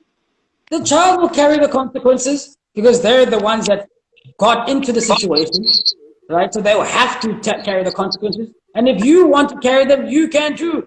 Just like your parents. So how and when and why and where and all the W's am I supposed to protect this child? What do you mean? As a parent, that is my responsibility. To I what? mean, like, to protect the child. As I said earlier, that is my responsibility to protect the child. So again, if that child is telling me, Rana, you know what, I don't want to get a stepfather. Yeah. How as a mother, if I think that is in their best interest to have one, because of whatever. Yeah, of course it will be in your it'll be in your best interest for sure. But well, that's the thing. It's like, well, it's like, okay, cool. You can choose that. It You will can never choose be that. in my best interest. You can choose that. You can try it and see how it goes. Try it and see how. This is what I was saying in the beginning as well. Is that most of these things, it's when you're out of it and you're not actually experiencing it, it's easy to say, oh well, it will work for me, and then it will work for it. I'll try it. So okay, go get a child. I've read lots of stories. So you guys are saying I must go find a guy and have a child and see how that's gonna work out for myself out of wedlock. You know what? And then I'll come back and come back to this. You know what I can tell you now? What I can tell you now is that never make that mistake. You will regret. You will really regret. Don't make that mistake. Don't make that mistake. I knew you sooner. Thank you. I will take advice to heart. I will really take advice to heart. But I don't think I want children. It's good. This is also the thing, right? Is that if you're a female, let's say you start dating at 15 or 20, right? You have 20 years in which to kind of sort your life out, right? Or not even 20, until 35 to sort your life out, right? And that includes children, okay? And let's say at 15, you probably haven't even had a serious boyfriend. You don't even have interactions, especially if you don't have a brother, right? Or any brothers or cousins that are males, because you don't then know how to interact with them. You don't know how to interact with other boys, right? And you don't know what no is. You don't know what yes is. All you know is you're just flooded with emotions and you're flooded with just good feelings all the time, right? And then you say, okay, then you have your parents that are going to be, let's say, in their 40s or 50s, and they've gone through the whole process, right? And now you're 15, 18, thinking, well, I know everything in life. I'm going to meet Jack, and then Jack is going to be with me my whole entire life. And then that time Jack has a mohawk. Time Jack has a mohawk. And then you think that Jack is cool because Jack has a mohawk, right? A blue mohawk. Yeah, and Jack let's say Jack is a good-hearted guy, right? Let's say Jack is a good-hearted guy. He says, okay, you know what? Yeah, I like this chick. She's really cool, and I'm gonna be with her as well. And I see her in my life, and we're both 18, and fuck it, let's go for it, right? And then you go, well, in order to keep Jack, I need to keep having sex with him. I need to keep keeping him happy. And then Jack says, well, fuck it, I don't need to do much because if I like this girl, I can like another girl, right? Because fuck it, why not? Then you're with Jack. I've got a mohawk, I'm cool, yeah. I've got a mohawk, I've got all the chicks. Then you're with Jack. And I've got a tattoo written fate here on the face. Fate. Yeah, now look. Now you with Jack, right? And you with Jack. You with Jack. And 110 UFC. Connor. It's written UFC here, and one is written Fate, and then the Mohawk. I'm cool. You see, you Look, think that this guy? yeah. Look, and then let's say in 5 years' time, you know, let's say in your 20s, in your mid-20s, right? And you finish school. That's if you're lucky. You finish school. Jack doesn't really give a shit about school. He's also trying to, you know, go through it. And then Jack realizes, fuck it, you know, I've got a lot more chicks that I can date, right? And then you go, well, no, I don't want to date anyone else. I just want to date you, Jack. And he goes, nah, fuck it. I'm going to date other girls as well. Right? And let's say you break up with Jack and it's a terrible heartbreak for you. And Jack moves on and goes to someone else. Right? Now you're in your mid-20s. Now you have a second boyfriend, let's say a year later, 3 years later, because it took so long for you to get over Jack. Right? Because it broke your heart. Now you're in your late 20s. Okay? And your parents are now in their late 50s, 60s. And now you find another guy in your late 20s, right? And this guy, let's say, possibly going to be the same age as you or slightly older, right? Because that's how you guys date. Anyway, so he's going to be your age, slightly older. That's how you guys date. Yeah, you date younger We call guys? him Charlie. We can call that one Charlie. Yeah. Anyway, yeah. So Charlie comes. Okay, so or CJ, let's call him CJ. Okay, so CJ comes through. Yeah, now you're both 28, or he's 30 and you're 28, and you're thinking, shit, I just had one bad breakup. Okay, so I have 7 years left to find out if I'm going to have a baby or not, if I'm going to get married or not, if I'm going to have a career or not. I've got 7 years left. Because once those 7 years go, it's a fucking hassle to get a child. And I can only have one at best if they're healthy. Right? You guys, your scenarios, guys. Yo, Not a 10 scenario. out of 10. 10 out of 10. It's not a scenario, it's life. Right? It's life. Look, so look, let me just finish. Okay, so then Jack goes, well, you know what? Oh, Charlie, yeah. CJ. Charlie. So Yeah. CJ goes, well, I'm 28. I'm also kind of just figuring life out. I'm friends with actually Jack. So what I'm gonna do is I'm just gonna date you as well and see where it goes. And then you go, well, Jack, no. You go, CJ, well, what are we When gonna? are we getting to the child part? Right, listen. Okay, you don't have a child yet. Okay, I'm gonna make it as easy as possible, and then I'm gonna ask you what would happen if you had a child. Okay, anyway, then you move on with CJ, and CJ goes, well, you know what, man? Actually, now I'm working, and the more I'm making money, and the more I'm actually now getting social status, the more I'm actually getting more and more girls, and I'm getting more and better girls than you, right? So why would I not just be with them? Right? So I can then be with those girls, just like you are going to be with those girls, right? Or you're going to be with other guys as well. Anyway, so this is your second relationship, right? And then let's say in 3 years' time, if you're lucky, 4 years' time, you break up with them. Now you're in your early 30s. No, I take very long to heal, hey? 3 years, 24 hours. Hey, now you're in your 30s or your late 30s, or mid 30s or early 30s, and you don't have a baby, right? Okay. Now the next guy that comes through into your life, you're gonna need to have a baby with him, right? That's if he wants kids, and he probably will have kids, and if you want kids too, right? And if you miss that, you will never have kids, right? And if you don't have kids, you'll be prey for every other guy in the street, right? Because every guy that wants to start a family will not start a family with you because you can't start a family, so they won't start a long-term relationship with you.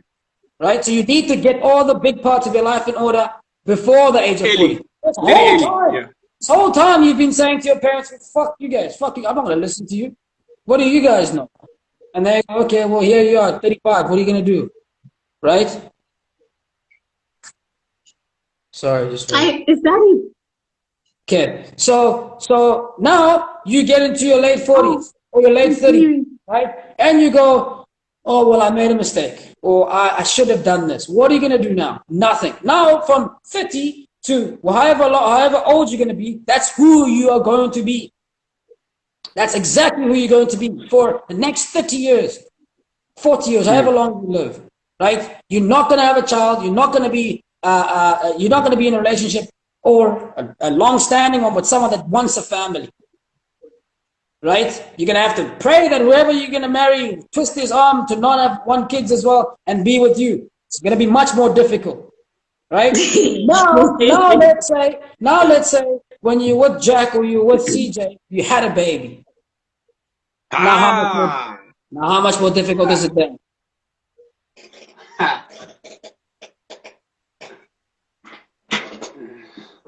Are you asking me? Yeah. Why are you asking me? I was still with Charlie, so now I'm with CJ, and Okay. now we have a kid, and our 60 years old kidless and manless, and only with my kids. So I'm Did you hear still what trying to. I said, But Alice? like you, like look, you know, in that story of yours, Mhm. I didn't hear the point of view of the man, like the CJ or James or whoever. Yeah. Did he want to have babies or not? Well, that's the thing, right?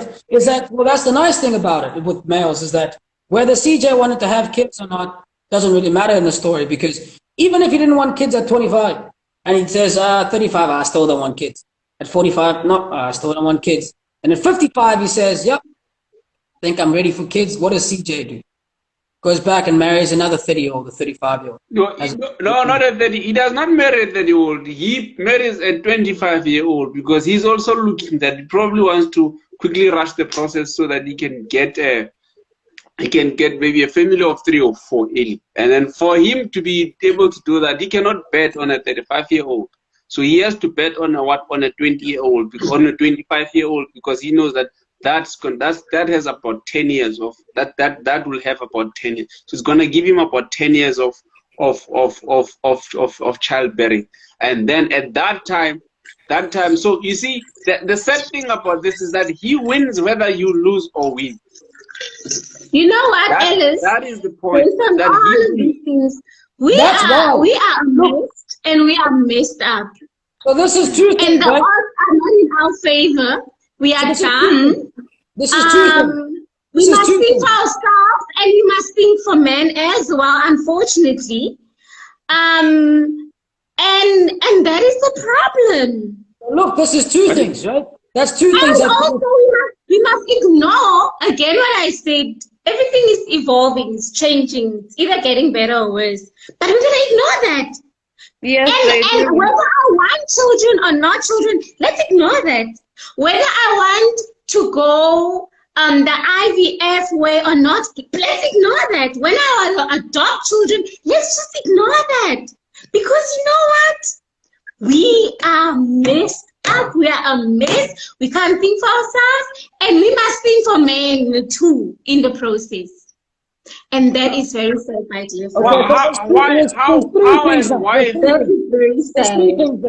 There's three things there that you mentioned. One of them is the IVF route and the adoption route. And it's a good thing that you mentioned it because as a guy, you want to have your own kids. And what if I want to raise a child on my own? What if I want a child for me? I want a child for me. I don't want to get married.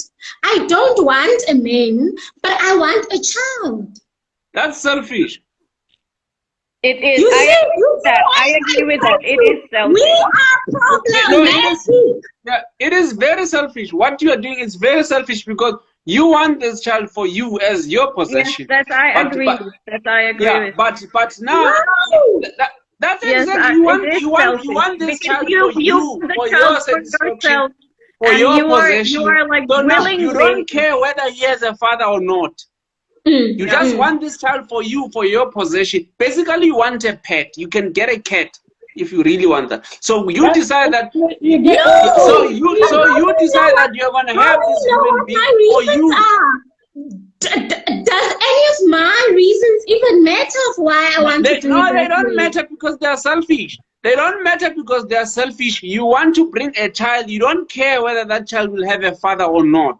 You don't care. You just want to have this pet for you. It should only be with the father. Is that what you're saying? It should only be with... No. That's not what I'm saying. What I'm saying is that you are selfish because you want this child as your pet and your possession. You want to own this child so that you can be happy and then be satisfied. You don't care about... Wait. You don't... No, wait. You don't care about the child, whether the child wants a father or not. Because when the child starts asking you about his father, that's when you're gonna see how selfish you were. Because now you denied me. I have a father, but then you denied me the knowledge to, because it did not come from you. So that would be also then the same case where women are deliberately estranging or alienating kids from their fathers. Exactly. It's also selfish again. And what about the cases where there is someone, well, you had sex and then you got the child, but the reasons of why, regardless of whether the person is going to be there or not, but because of, I don't know, some unhealed traumas or anything like that, that you want the child and the person is there, is physically present, they are present, the other party. But then this child becomes something that means anything but a child to you. Because regardless of whether I choose to have umntana with someone or I choose to have a child without someone, my intentions of wanting a child, because you get people who get a child to soothe their unsolved childhood traumas. You get people who get children because they want to prove a point. So the intentions of the person wanting a child should matter.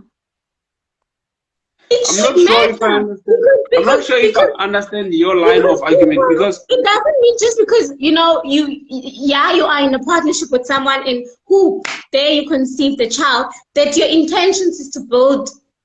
We have sick people out there, by the way.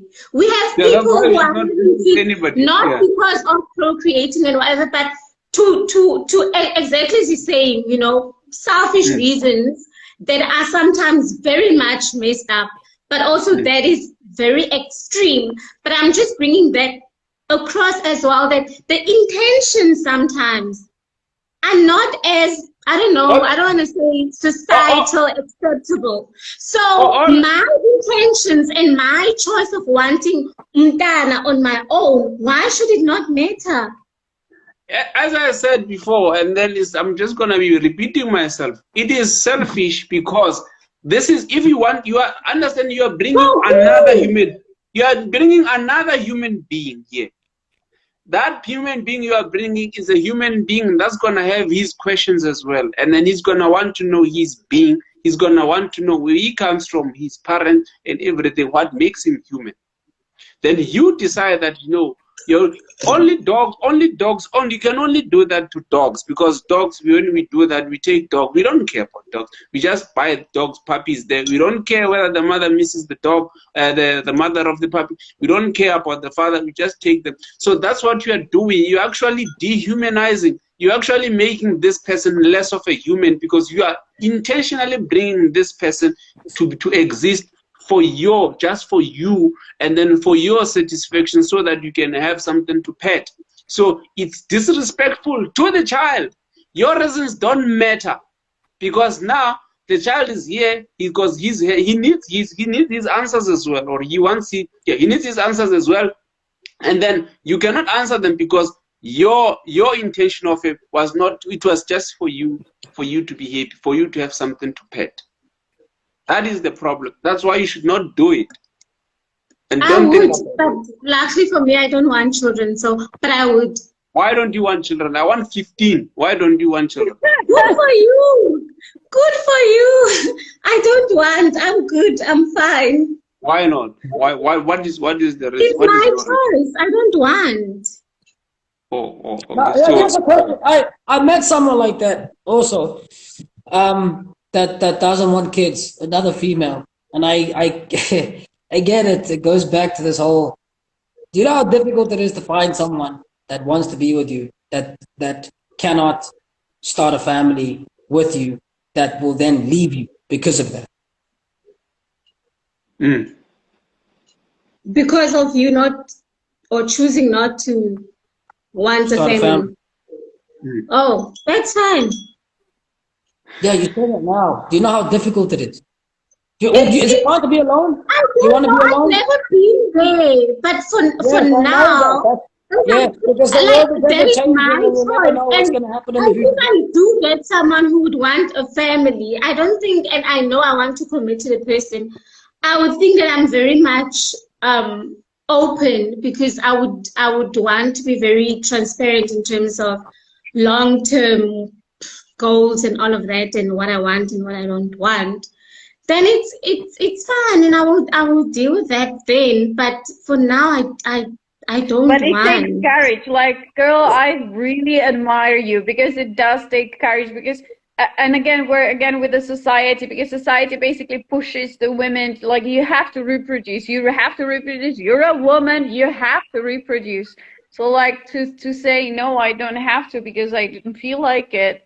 It takes courage to do that, to No, it say doesn't that. take courage. And oh yes, it does. And not every woman was made to have children. And it's very sad that Exactly, there and are it's some women who fine. have children but should have never had them because they're terrible mothers. But because the society told them, no, you're a woman, you have to have kids. So they had kids and now And you will It's end because up, and you no, will no. end up lonely Yeah, and no, no, bitter with I trouble. don't, I don't even And think that it's your society mates that will kind be of. all married with families, and you will be miserable. I don't even think that it's family. I mean, Okay, it's let me ask. society Let me that ask. decides that, right? It's like when you're with someone, you're with the other person, and whatever decisions that you make, that other person needs to be part of it. It's not like it's society that says, "Well, have kids." no, Society it always does. It does. The never look. society does. Yes, it does. Okay, fine. Let's say the society does. But At the end you of the day, just at said the end of the now day, you know that how society, hard that it is society. to be with someone because most men want families. So Okay, exactly. So I it's want to not be that with it's someone who wants a okay. family. Yes, so it's the person that you're with that decides, and then you say that it's society, whatever. So the person that you're with, they the ones that want the baby. They can't have a baby if you don't want to have a baby, right? And then if they don't can't have a baby with you, then they won't be with you, right? Which is then what you're We'll go saying is find that someone else. it's fine, right? Which is fine, because then if you, as what you said now, that it's really difficult when you're getting older, you don't have someone there, right, that doesn't want kids, because most guys do want kids, and most women do want kids, right? But some women don't want kids, and some guys don't want kids. But for those some and that some to find each other is very difficult. It's even, I mean, Yes. it's even difficult now for the many people to even find the many people. So how much more when it's small groups that are trying to find each other, right? And then it's almost as if like because it's so small and so rare, you then have to kind of settle with whatever you get because you know how rare it is, right? It's like when you're But 25, you want the knight in shining armor, and then you get older and older and older, and you realize then you maybe realize that I'll there is take no less. such thing, and then from there you Yeah, start saying that no, even if he's a knight, but then even if his armor does not shine that much, but it's fine. And then you also grow up and you realize that some don't even have armor, and then you are like, oh, okay, even if he doesn't have an armor now, as long as he has got still full toes, and then full fingers, and then yeah. from there, after some time, you're like, it's hard to find the ones that have full fingers. Maybe even if one has got chopped somewhere. So now, see, the standards keep going down. But I want to know something from you. That you say that you do not want to have a child. Do you want to have do you want to have do you want to be married and then have? Do you want to be married? I don't know. You don't know that. Okay, I so don't. and then you not wanting children, is it something that is currently temporary, or is it something that maybe you think you may reconsider later in life? Um, I might reconsider it Oh, okay. because You have 5 years. You have 5 years. You know that. but I And don't know when. how old are you now? You are 35. He's 30. You are 30. Sorry, 30. You are 30. She's Yeah, 30. So she's 30. yeah. So Sorry. take Yeah. 5 years to So decide that. Do I You have live 5 years. in it? You have five yeah. years to find a guy. So this means. So now let me ask you one thing. Let me ask you this question. how do you see you say, since now you say that you don't want a child now, how do you see your life in when you are 60? How do you imagine your life when you're 60? I'm not dead. I'm just living to survive now. Yeah, but then, but you see that's impulsive. Yeah, but then that's the, because now the reason why I'm asking is because I want to, okay, now you don't want to have a child, and then I can say that I can afford to say that because I'm a man at the time. But then you have got 5 years to decide that. So my question is, when you are 60, the minute, let's say you pass the age of, let's say 40, and then you are still going to be left with 20 years. 20, do you know how long is 20 years? Then you are still going to be left with 20 years. And in that 20 years, you cannot reverse that decision. So that's why I'm asking you, when you are 60, how do you see your life? Do you see your life maybe living with someone or with someone's child, or do you see your life living alone and then being the rich aunt and then having a nice car? Is that what you see? That sounds quite nice. To be honest, to be like really honest to you, no women don't I think do about not, I do not see myself with someone when I'm 60 years. I don't see grandchildren in the picture. I don't see own children in the picture. I don't even see 60 at this moment. So you Andy, you don't know. You are just living. I am just living. At this moment, I am just living. That is reckless living. How was it? For you. How was it at 40? You cannot say that. What do you mean that's reckless living? For It's you. reckless. For It's you. reckless. For me, it's not. Who What is for it me, reckless? that's me. Who is it reckless? Why? It's her life. She can live it as she wants. Am I She is supposed to a have a child? No. Am I supposed to know? It's not- How can it be reckless? No, Because it's not- if I'm going to have a child, and I tell you now that my baby daddy went and he went to buy porridge, and he has still not returned, then you're going to say that was reckless of me. No. So now I am in no position that I can afford to have a child, even in the next 5 years, and put myself in a situation. As you just said, now I will have to go consult with my elders and all of that in order for me to make sure that the guy that I want to have a child with is a good child, is a good person. Where did he go? That is the whole process on its own that I do not have the time or the energy for at this moment. And I don't even see it in the next 5 years. Remember earlier I did that. I'm taking your advice. I'm taking your advice. I'm going to go consult. When I get the guy and I decide this is the one, I will have to go take him home. You know, there is I'm not saying reckless because you say you don't want it. I'm saying reckless. It's reckless to not. I'm not saying it's reckless to not to be living alone at that time. No. What I'm saying, the recklessness is in not thinking about it, not planning about it. That I think it's what's dangerous. Maybe let me not use the word reckless. Let me use the word dangerous, because it's more like driving a car and then not having any insurance.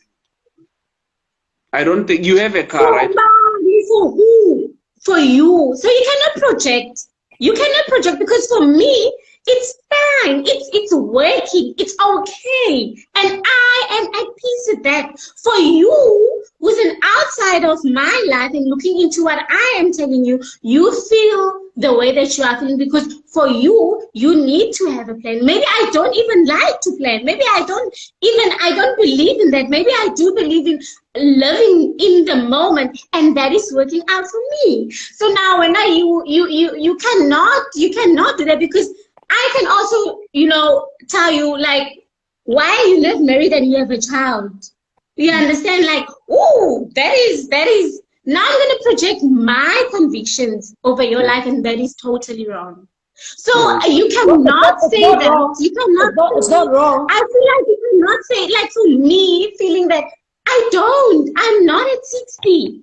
Because I have so much going on now that I need to, maybe tomorrow I will go and sit and reflect on, listen, girl, you need to be serious because by 40 years old, at least A, B, and C. Maybe the conversation, now, this conversation is the start of and that. that is totally fine. It is okay. It's not reckless for me. It's not dangerous for me. It is totally okay with me. Yes. Okay. And you cannot judge someone else in that. You cannot even utter such things to Omni because we are different.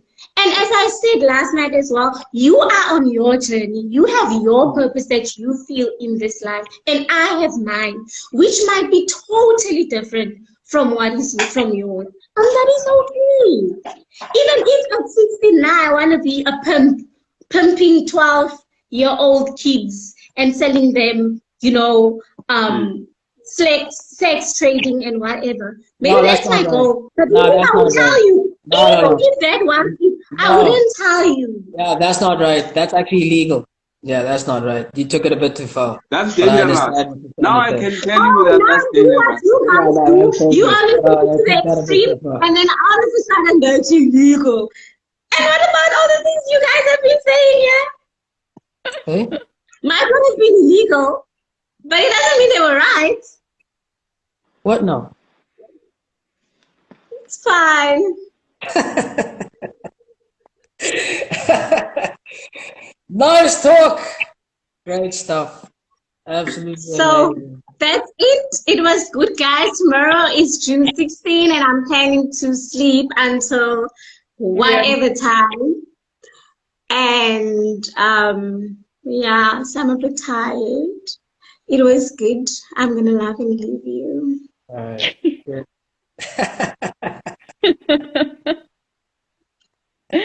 Okay, I guys. love it when it gets to this. I love it when it gets to this. It's like it hits right at the core. These are the things that keep you up at 2 a.m. in the morning. Keep you up at 2 a.m. in the morning. And you go, shit, why did I fucking get emotional there? And then you have to decipher it. You go, it's because, that's why. Oh shit, okay. That's one of the great things about these conversations is that I sleep from 2 a.m. I'm out. I'm sleeping until whenever my alarm goes off. But I hear what you're saying. It even happens within the call. You must really think hard about that 60. You'll get hit with something. It's not even me being emotional. I never said you must go and think hard about that 60. You must go and think hard about children. You've got 5 years. You must go. Whatever you are saying, sir, is not going to make me change my mind. I'm not going to change my mind because of what I don't know you from nowhere. The first time that I'm interacting with you over here, I do not have to listen to you. I do not have to take anything that you're saying to heart. So, but when I'm 2 years old, I will do what is best for me, myself, and I. Because even if I get a child, I'm not going to come to you to come and or help me to support my me raising my child. But you'll think about this. You'll think about it. Listen, I will look you up in the next 5 years, né?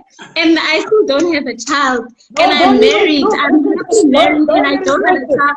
And then I will remind you of this. Don't get it twisted. It's not that I'm trying to change anyone. It is personal when someone judges you, when someone tries to you judge. You are very judgmental. I'm judgmental? Who judges? No, not you, Lungelo. No. Let's actually talk about judging. Why is it wrong to judge?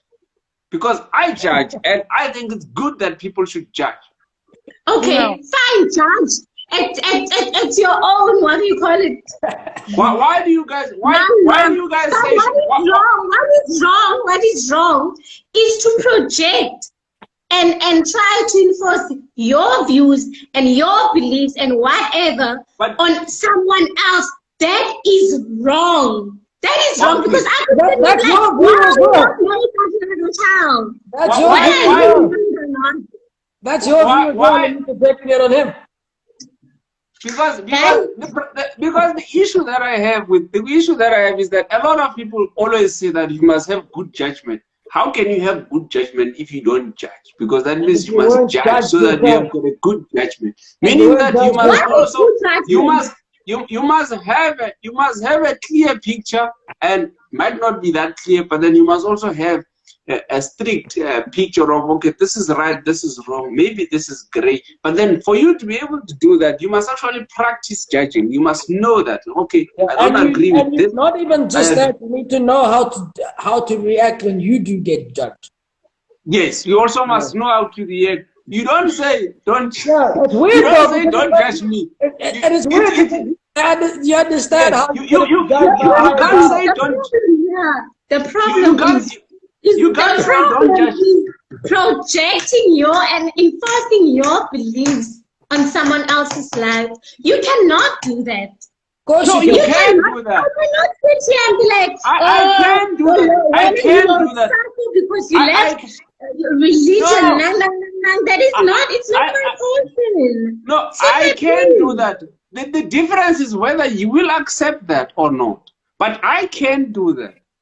So, because when you say I can't, that means that means what you think about her, she doesn't that means have now to you are accept now that. limiting my abilities. You see, Yeah, and you can't limit my abilities because I will continue to do that. The question is whether you are going to fall for that or not. Boundaries and respecting other people. Boundaries. You need to know, just because you can speak, just because you have the freedom of speech, that means you have to blah blah blah blah blah blah blah blah blah all the time and not considering other people's emotions and feelings.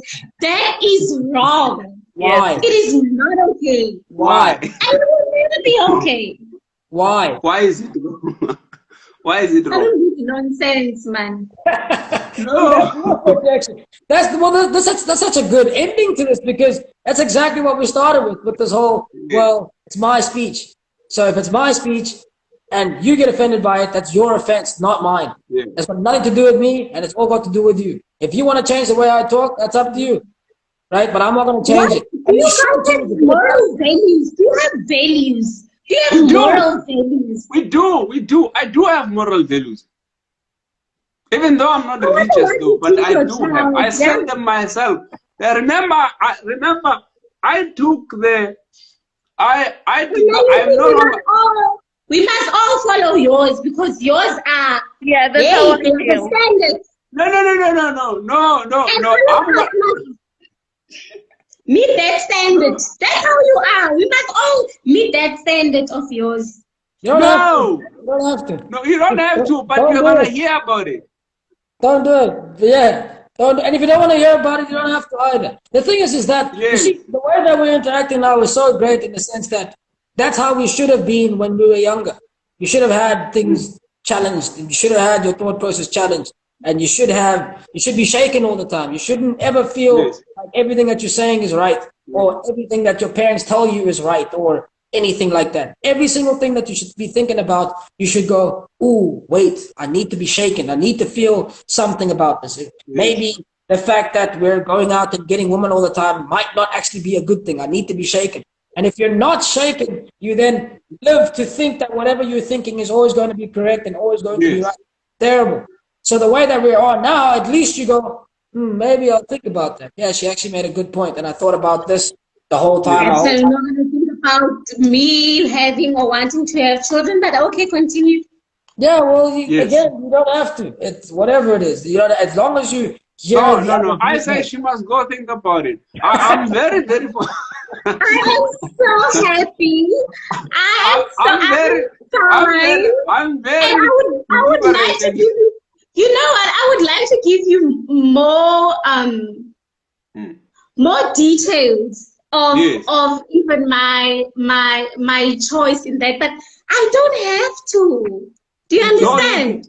You don't have to, but you can. And the matter of the fact, it's not just I'm just following, what some women are doing. I don't want to have children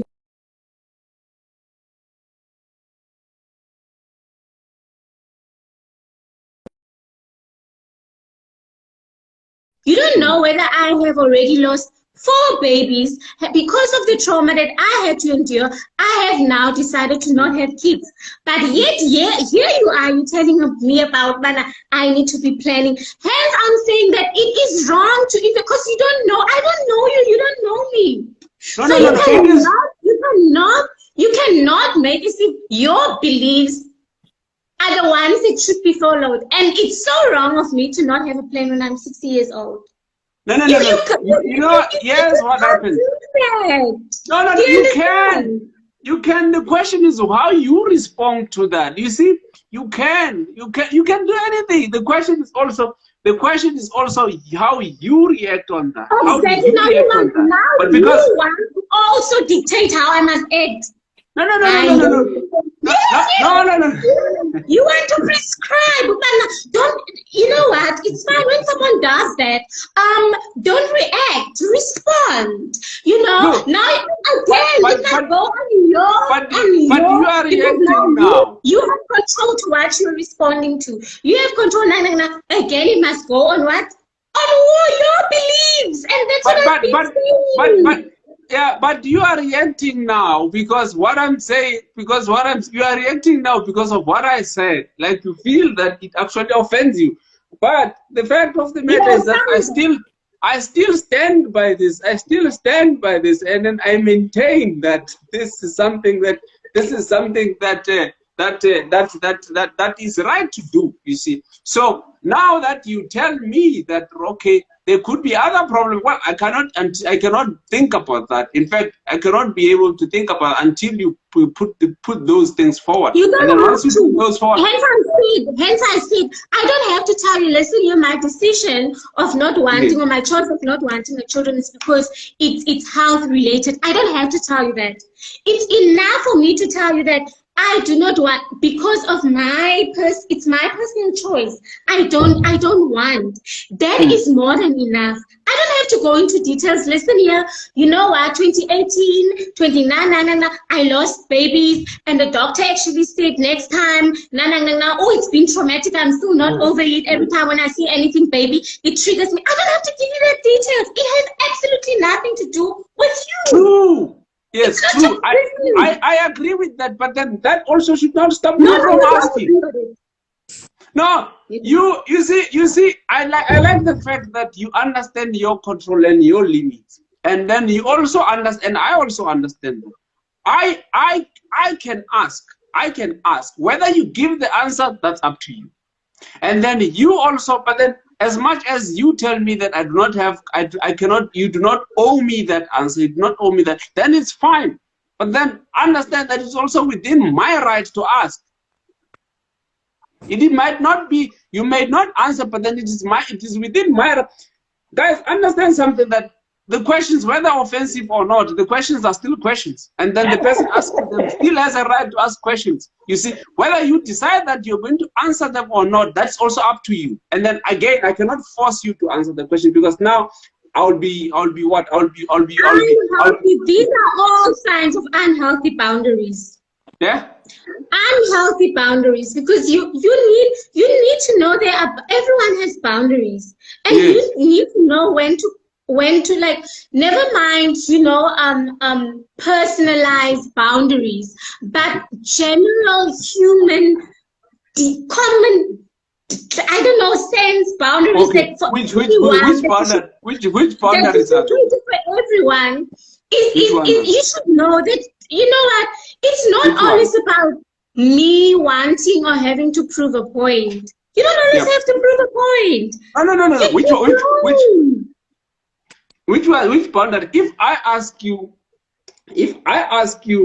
do you want to have kids? And then you say, do I want to have kids? And you say no. And then you say no. I will ask you why. Who are you? Who are you?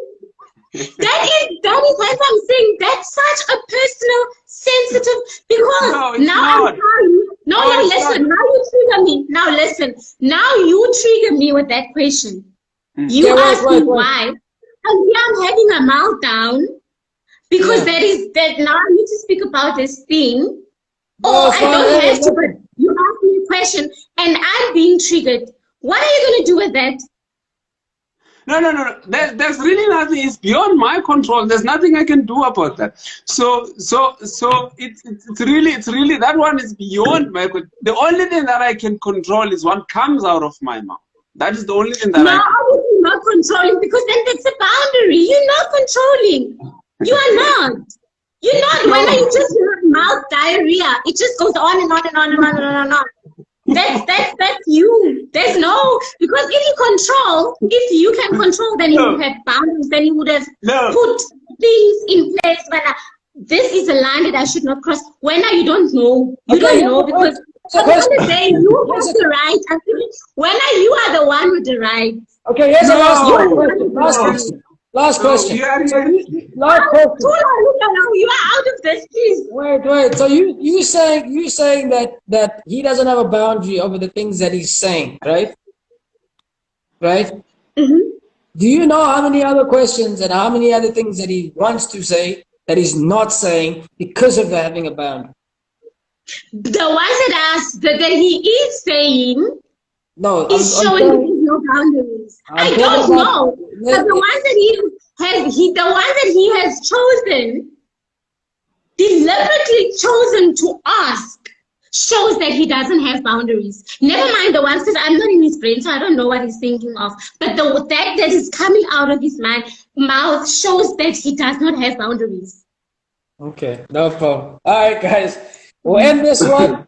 We'll have another robust talk soon. Tomorrow, same place, same time. Boundaries. No, I'm not doing that tomorrow. Every now and then, Same we'll place, just keep on grinding it down. I'm not doing this tomorrow, guys. But thanks for the invite. Have a good evening. Sleep well. Cheers, boy. I loved it. Sharp, guys. Bye. What is buy and check? What's buy and check? Hey, bye. Ahoy. What? Ahoy. Ah, what the fuck? That means hi. Hey, talk it down. Ahoy, talk it down. Hi and bye is the same. Ahoy. You know But that sometimes ahoy we say is the what same like Italian. Italians. Ciao. Do you know ahoy is what Italian? It's what? Ahoy is what Italian. It's in South Africa. It's used as tozita. It's how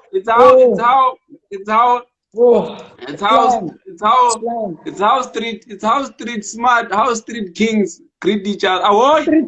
Street kings. Not kids, street kings.